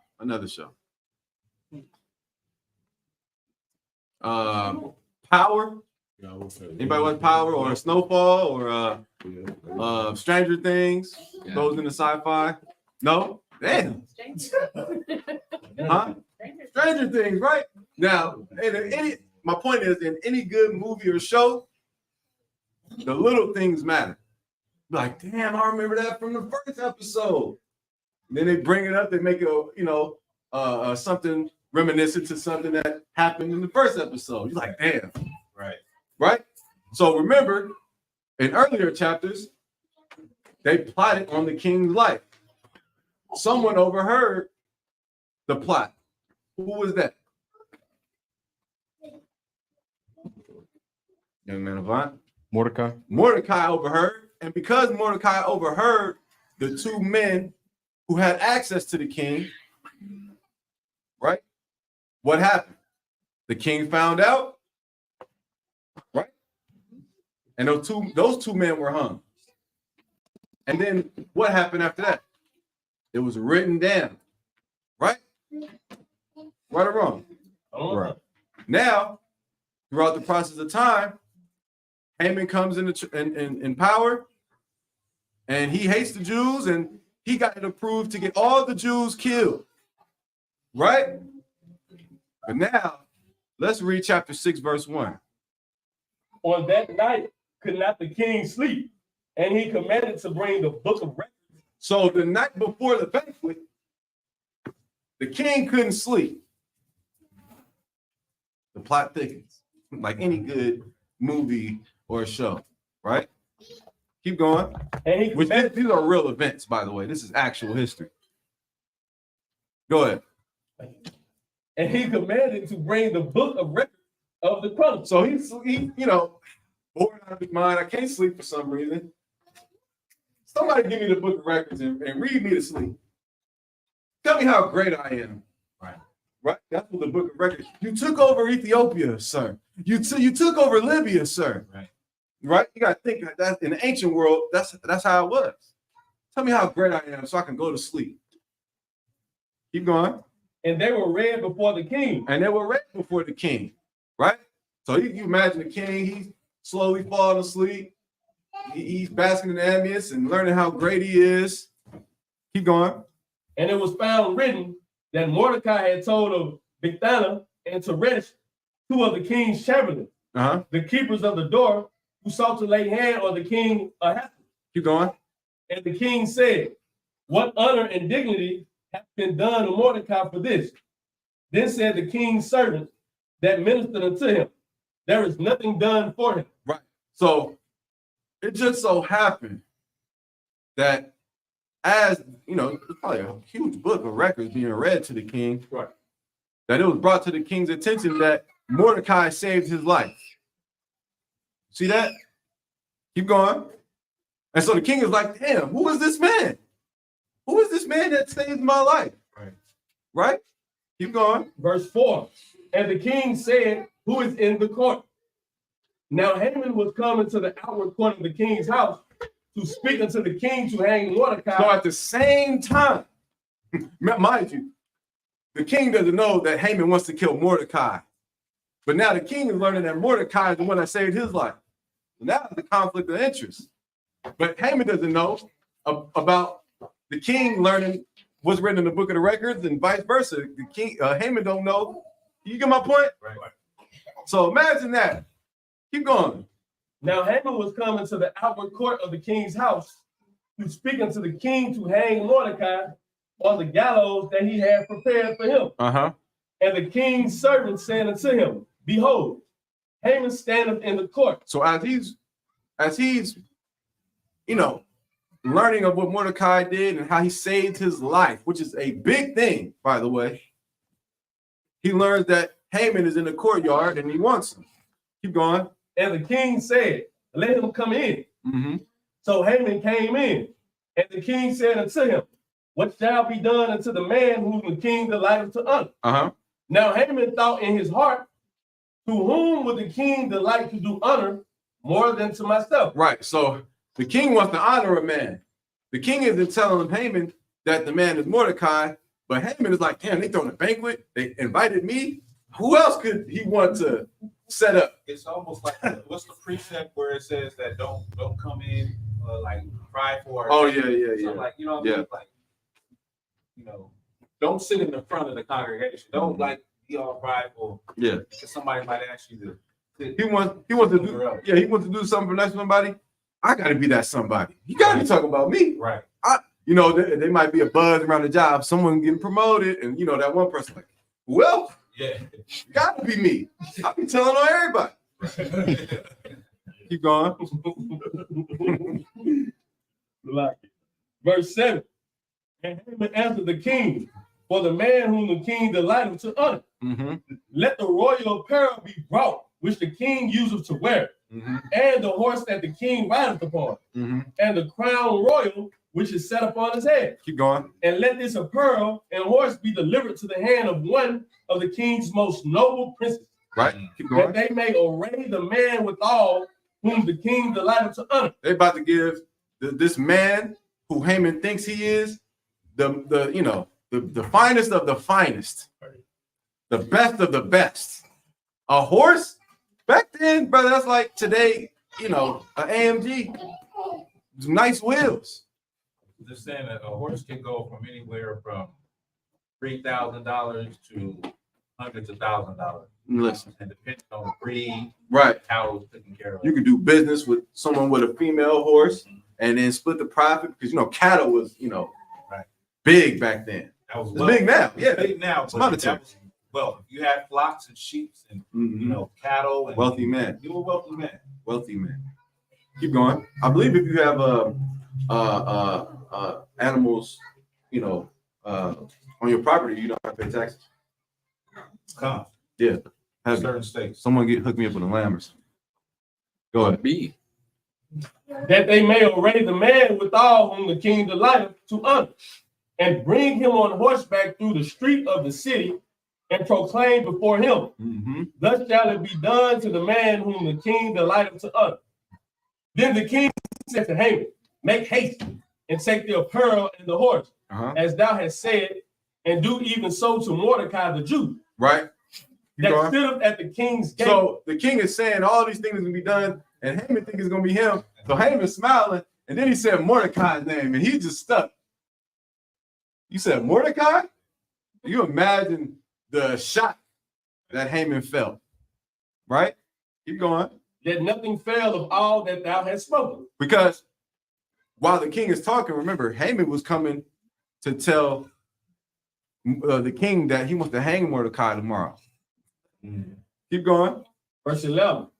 Then took Haman the apparel and the horse and arrayed Mordecai and brought him on horseback. Can you imagine that?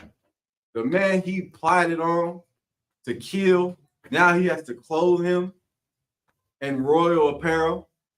Good night. Keep going. Then took Haman the apparel and the horse and arrayed Mordecai and brought him on horseback through the street of the city and proclaimed before him, thus shall it be done unto the man whom the king delighteth to honor. Verse 12. And Mordecai came again to the king's gate, but Haman hasted to his house mourning and having his head covered. And Haman told Zeresh, his wife, and all his friends everything that had befallen him. Right, the same people he was boasting to. Now he's just got to tell them the sad truth. The friends was the ones that you should hang them on the gallows. Right. But now he got to tell the friends, he was promoted. He was, praised. Raised up over me. Yeah. Keep going. Then said his wise men and Zeresh, his wife, unto him, if Mordecai be of the seed of the Jews, before whom thou hast begun to fall, thou shalt not prevail against him, but shalt surely fall before him. Keep going.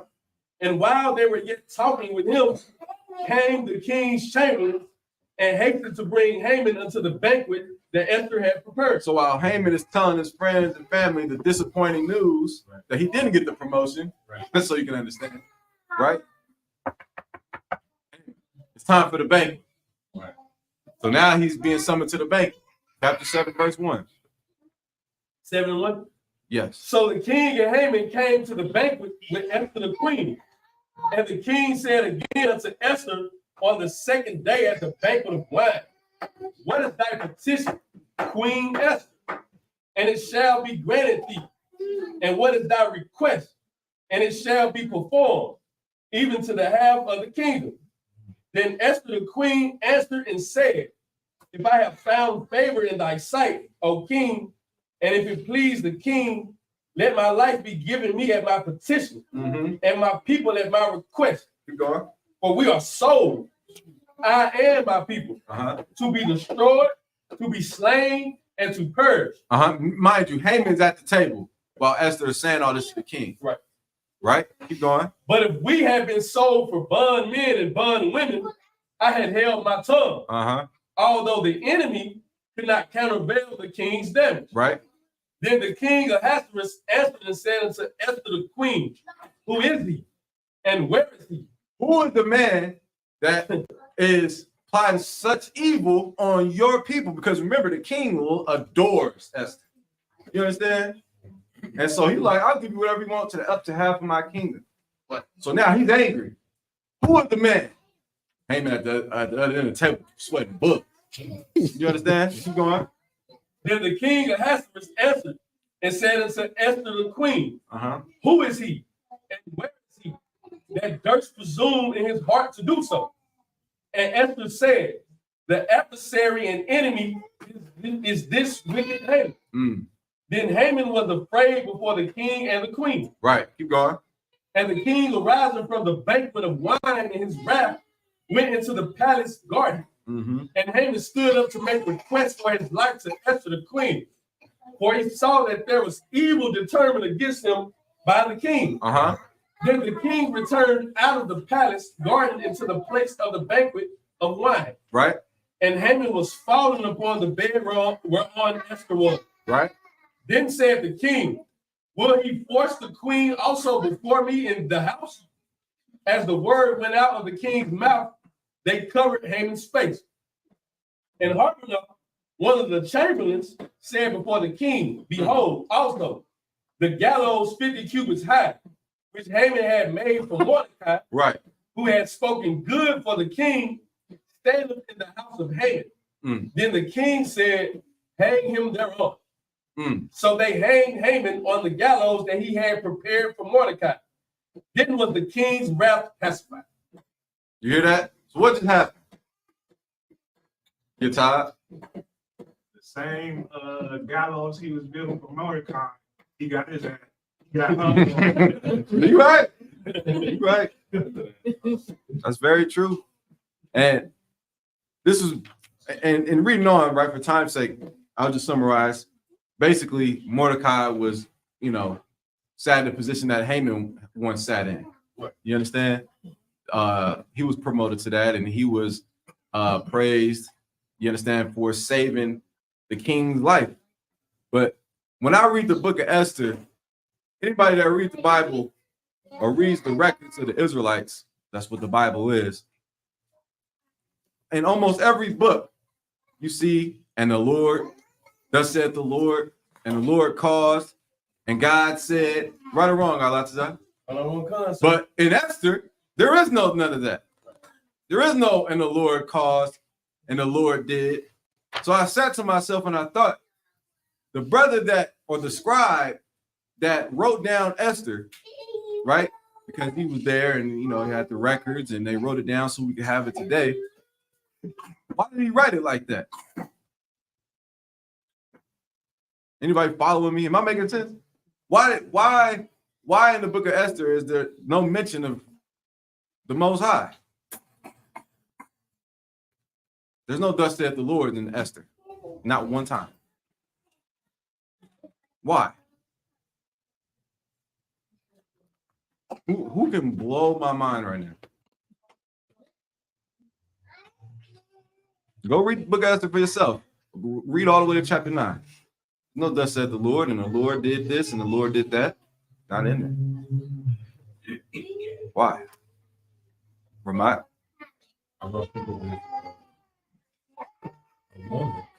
Huh? No. Really, the book of Esther, okay. The book of Esther, we'll come back to that. But no, that's not why.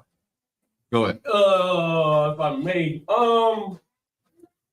though it does not say, thus saith the Lord is involved in everything that is being brought out here. There you go. That brother hand.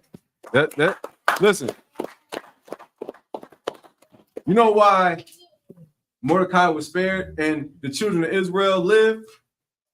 Who can tell me why? They served the Lord, they put their trust in the Lord. That's true. But remember what we just read. Why did... Okay, I don't want to give you the answer. Why did Mordecai get clothed in the best of the best and was honored for saving the king's life?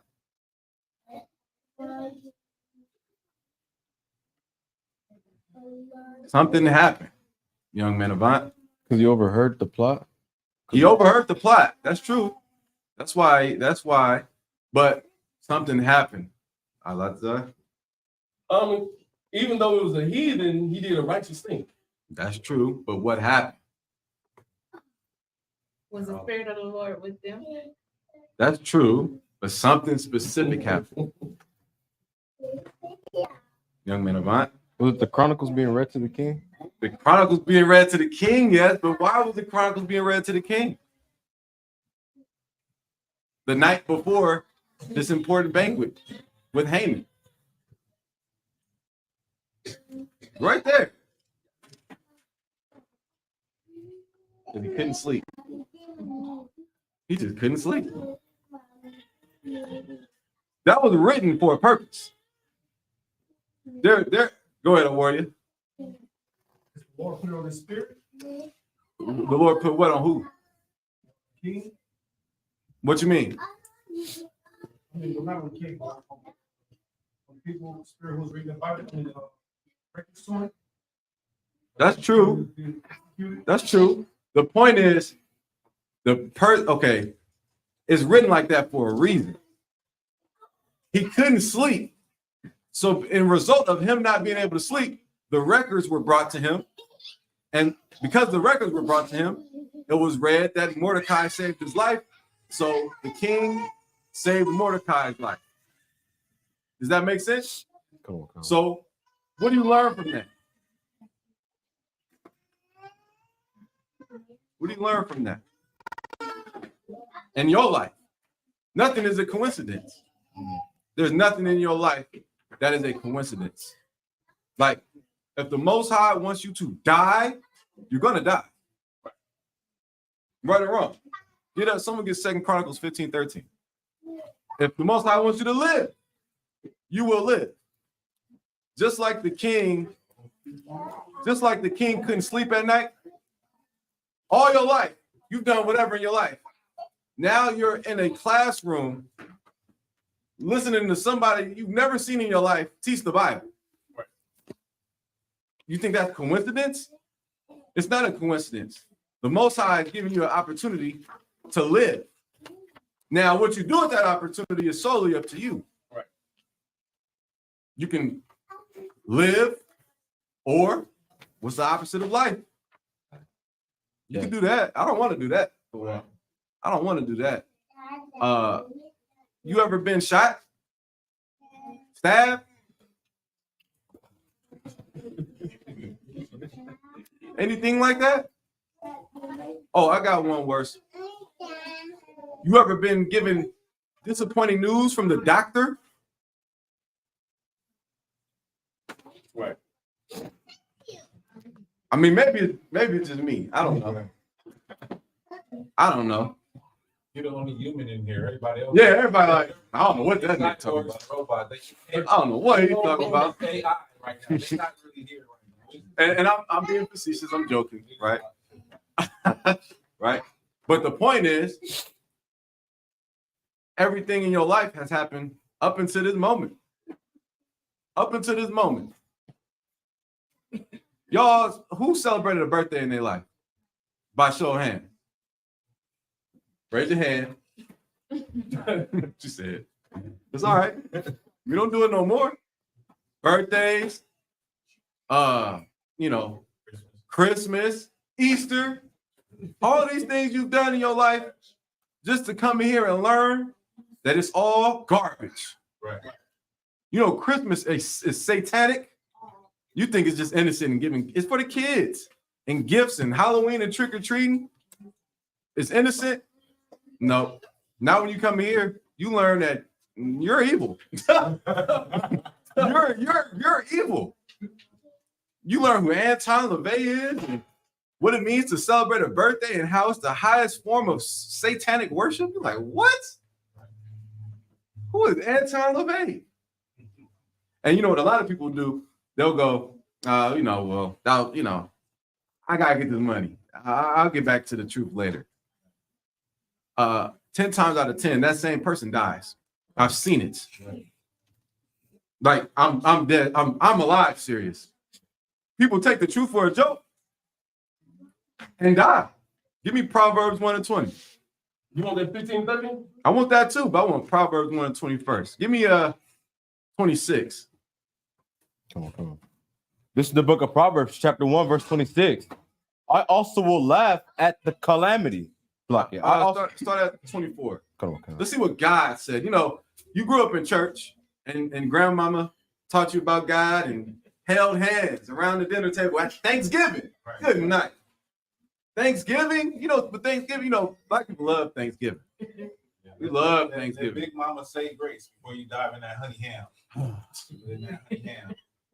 Think about how much Mordecai loved his people, and then think about how you stuff your face with turkey on the day that is celebrating the death of your brothers and sisters, the Native American Indians. Right? You're not like Mordecai. You're like Haman. Right. You're a Haman. You're celebrating at a banquet the downfall of your own people. See? Give me that. Proverbs 1 and 24. No, 23. Go ahead. This is the book of Proverbs, chapter 1, verse 23. Now get me out your mind. This is not me reading. This is not my words. I'm just the messenger. This is the Bible. This is what the Most High said. Read. Turn you at my reproof. Turn you at my reproof. Behold, I will pour out my spirit unto you. Turn you at my reproof means what? Take my correction. Keep going. I will make known my words unto you. I will make known my words unto you. Who's making these words be known unto you?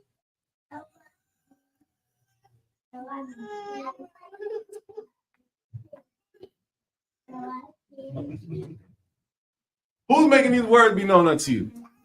I warrior. Lord. Get that brother a hand. Right? I'm gonna ask somebody else. Who's making these words known unto you? It's very serious. Nope. Let me get one of the sisters. Give her a hand. It's all right. I know the pressure is crazy. Don't ask me. No, it's all right. We're brothers and sisters in here, but it's my job as a priest to teach. And I just want to make sure you understand how serious it is. Right? We have a good time. Laugh, joke, play music, and I be whipping on brothers in Madden and all kind of stuff. Shout out to I'm not. But in all seriousness, we here to serve the Most High. That's the truth. And the King. Who's the King? YAHANNA. You see? Keep going. Verse 24. Because I have called and ye refuse. Now God is saying he called to blacks, Hispanics, and Native American Indians. You ever had somebody call your phone and you looking at it ring and you hit deny or you don't answer it? That's what you've done to God all your life. You sent God to voicemail. That's what you did. You sent the Most High power, the same power that delivered your funky behind from Egypt during the time of Moses, gave you righteous laws and morals and ways of living, and you continually disrespect it. You just got to have another man's wife. You have to do it. There's something in you that needs to sleep with the same gender. Right. You just got to do it. Something in you has to gangbang. Something in you has to get high and sell drugs. I'm telling you today, that thing in you is Satan. Right. It's Satan. And in here, Satan can't live. Right. Satan don't live in here. Right? Right. Ain't nobody sleeping with nobody's wife in here. Right? Right. Ain't nobody smoking weed in here. Right? It's not allowed. And if you think you're getting away with doing something you're not supposed to be doing, it will be found out. Right. And the Most High will deal with you. Keep going. Come on. Verse 24. Because I have called and ye refuse, I have stretched out my hand. I called and you refuse. I stretch out my hand. Keep going. And no man regarded. And no one gave a damn. Black, Hispanic, men and women do not care about the Most High as a nation of people. And in result, that's why we get gunned down in the streets of America. That's why we're the population in prison. You understand? Keep going. Verse 25. We have set at naught all my counsel. You said that what God has to say doesn't matter. I'm going to get this woman heart-shaped chocolates on Valentine's Day. You know why you do that? You know why you celebrate Valentine's Day? Because you're a weak man. Right. You're a weak man. Then in America, they teach you that, you know, get your woman chocolate and play, who is that? What's his name? Tank? No. Be romantic, which there's nothing wrong with being romantic. But you got to do it on a pagan holiday? You're a weak man. And here, we teach you how to be strong. Ain't that right, Kodash? We teach you how to be a brother. That's how they say now. Stand on business. Right. I said that like I'm 50. I'm young. Right? Keep going. Come on. We have set at naught all my counsel, and with none of my reproof. And with none of my correction. Keep going. Verse 26. I will also laugh at your calamity. So God said, I will laugh at your calamity. Because you don't respect me and what I say as the Most High God, I'm going to laugh at your calamity. You know, what does calamity mean? Can someone get the definition? Keep reading though. Someone get the definition for calamity. But you keep reading. Come on. Verse 26. I will also laugh at your calamity. I will mock when your fear comes. I will mock you. This don't sound like the hands extended white Jesus they teach in church. Right. Come as ye are. Right? That's not this. That's not the God of the Bible. Right. The God of the Bible is known for being an austere black man, a black father. You know, I was just thinking like a father, right? You know, like when you tell your kids not to do something and they end up doing something like they hurt themselves, they cut their arm or something, get a scrape and they're crying and you like, I told you not to do it. Mm-hmm. You know what I'm saying? You almost like it's tough love. It's almost like you're just like, I told you not to do it. Right. See, that's what you get because I told you 300 times not to do it. You know what I mean? So when you find yourself in that situation, imagine that's how the Lord feels about that situation. Correct.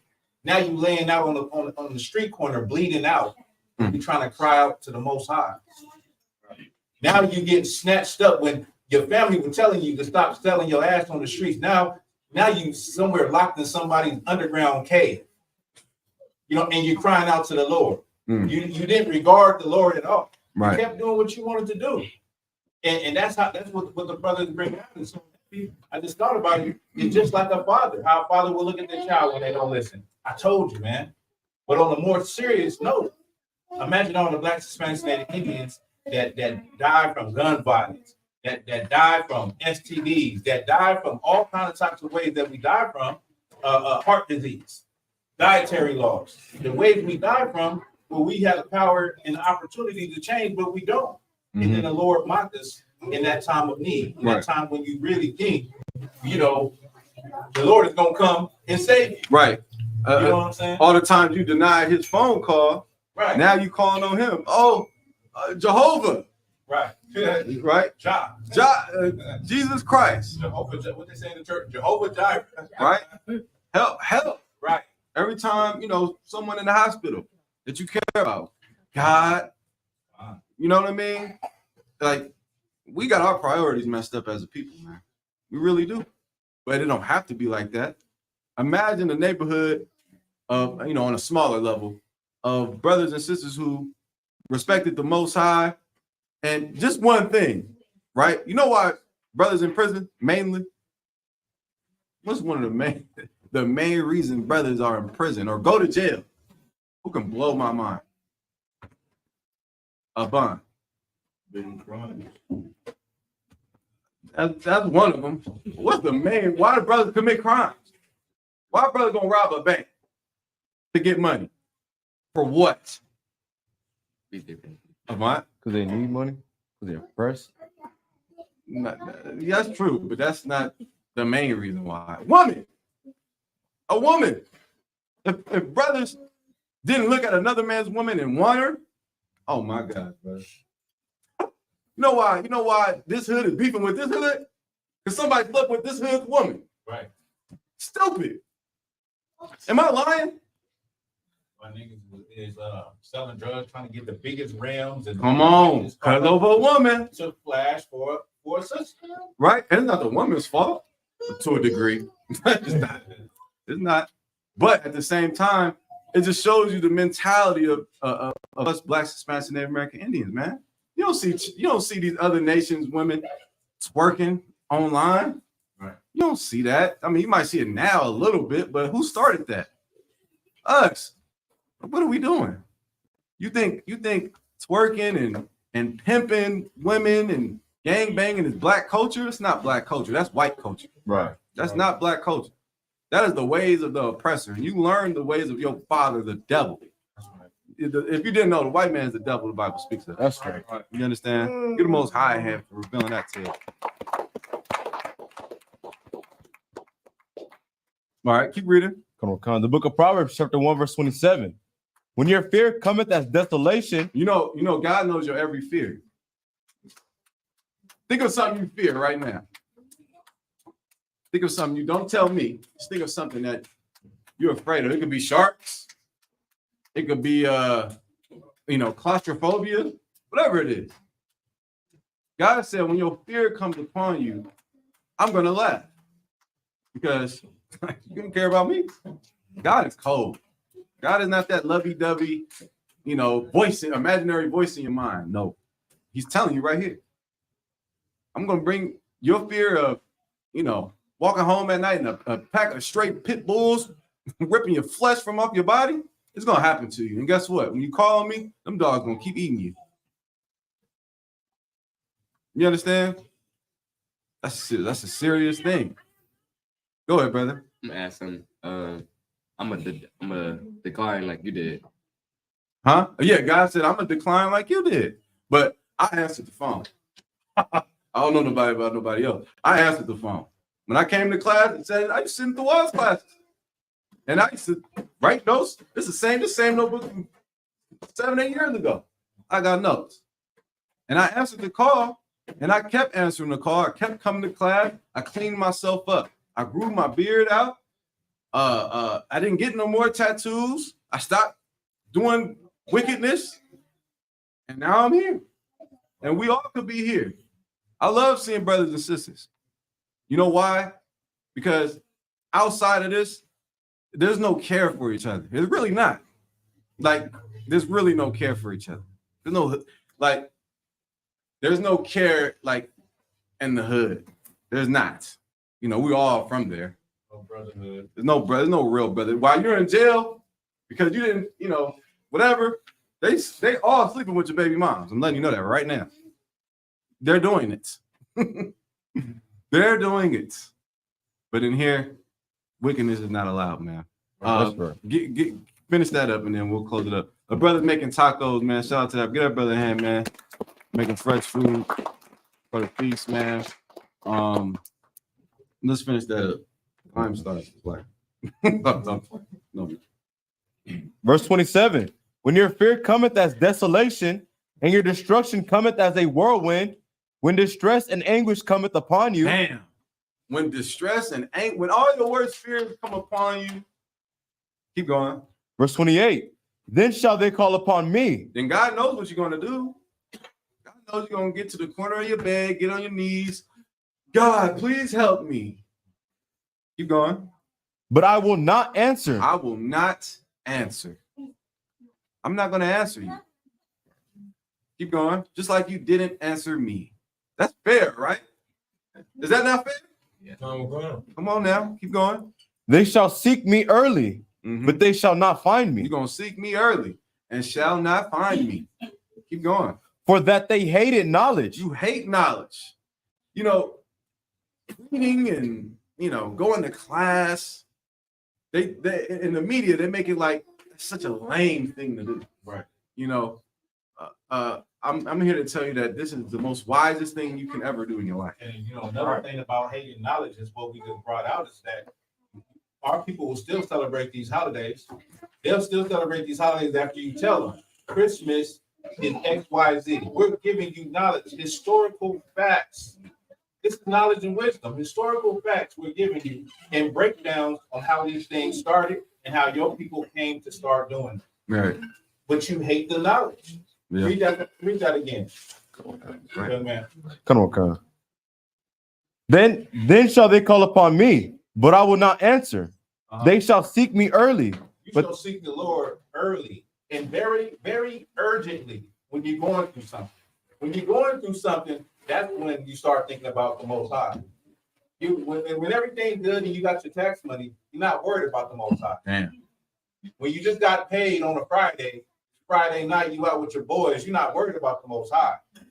But when the police get behind you and you got a pound of weed in the car, you'll seek him early, very urgently. Right. You understand? Go ahead. But they shall not find me. But you won't find the Most High. Go ahead. Why? For that they hated knowledge. Because they hated knowledge. When we out on those street corners, the people that come up against us the most, it's not white people. It's Blacks, Hispanics, and Native Indians that fight for birthdays, that fight for Mother's Day, that fight for Valentine's Day, that fight for Christmas. They fight for that and say, this is for the kids, man. Y'all are taking it too serious. Right now, back. Y'all need to ease up. Smoke a blunt. You guys go get a job. Right. They hate the knowledge that is being given to them. Man, I'm telling you right now, I wish when I was a child that I would have been able to learn the things that I've learned in the Israelite School of University. Right. Knowledge. I never would have went to prison. That's right. I never would have done dumb things and foolish things in my life. You know what I mean? I never would have went through all the hard things and the difficulties that we all go through. Right. If somebody would have set us down and taught us these things when we were children. Right. You know what I mean? Damn right. Yeah, get up brother hand, man. That's heavy. I'm not gonna hold y'all too long, man. I want to say the water to the Most High publicly. I love the Most High, and I'm so proud to see brothers and sisters sit in the seats and learn the Bible. It's very humbling to me, and it always reminds me to get in that book and study and learn more and more about the Most High and Yahawashi and my culture. And if you didn't know, I said it a few times during the class. America is, circling the drain. If you haven't noticed, Right. We're on the brink of World War III. If you haven't noticed, and your life is about to change. Your everyday life, going to the supermarket with plans of having a barbecue later is dying. America is about to change so dramatically. There will be no water in your local grocery stores. Going to the grocery store and getting dinner for the night is going to be a thing of the past. You understand? Right. They're going to draft brothers and sisters in a war. It's going to be so dangerous out here. If you don't have the protection of the Most High, and you only have the protection of the Most High if you serve the Most High, and you only learn to serve the Most High in here. That's right. If you don't have that, you're going to be caught out there with your pants at your ankles. Right. You're going to be caught off guard. Christ is going to crack that sky open. Yes, I'm insane. I'm crazy. I believe a black man with UFOs is coming to save my Native American behind off the reservation and ghetto and prison.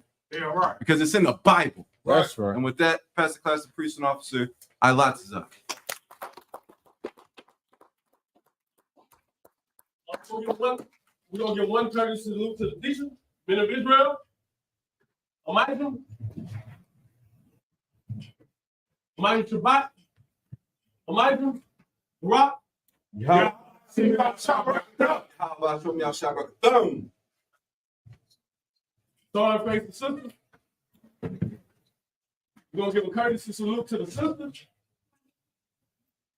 men of Israel, Shabbat. The sisters. Sisters, like sisters of Michael. Can you stand face these? Men of Israel, Michael, Shabbat, Michael, Barak,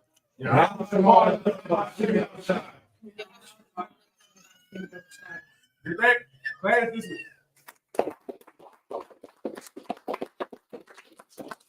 Oh, it's like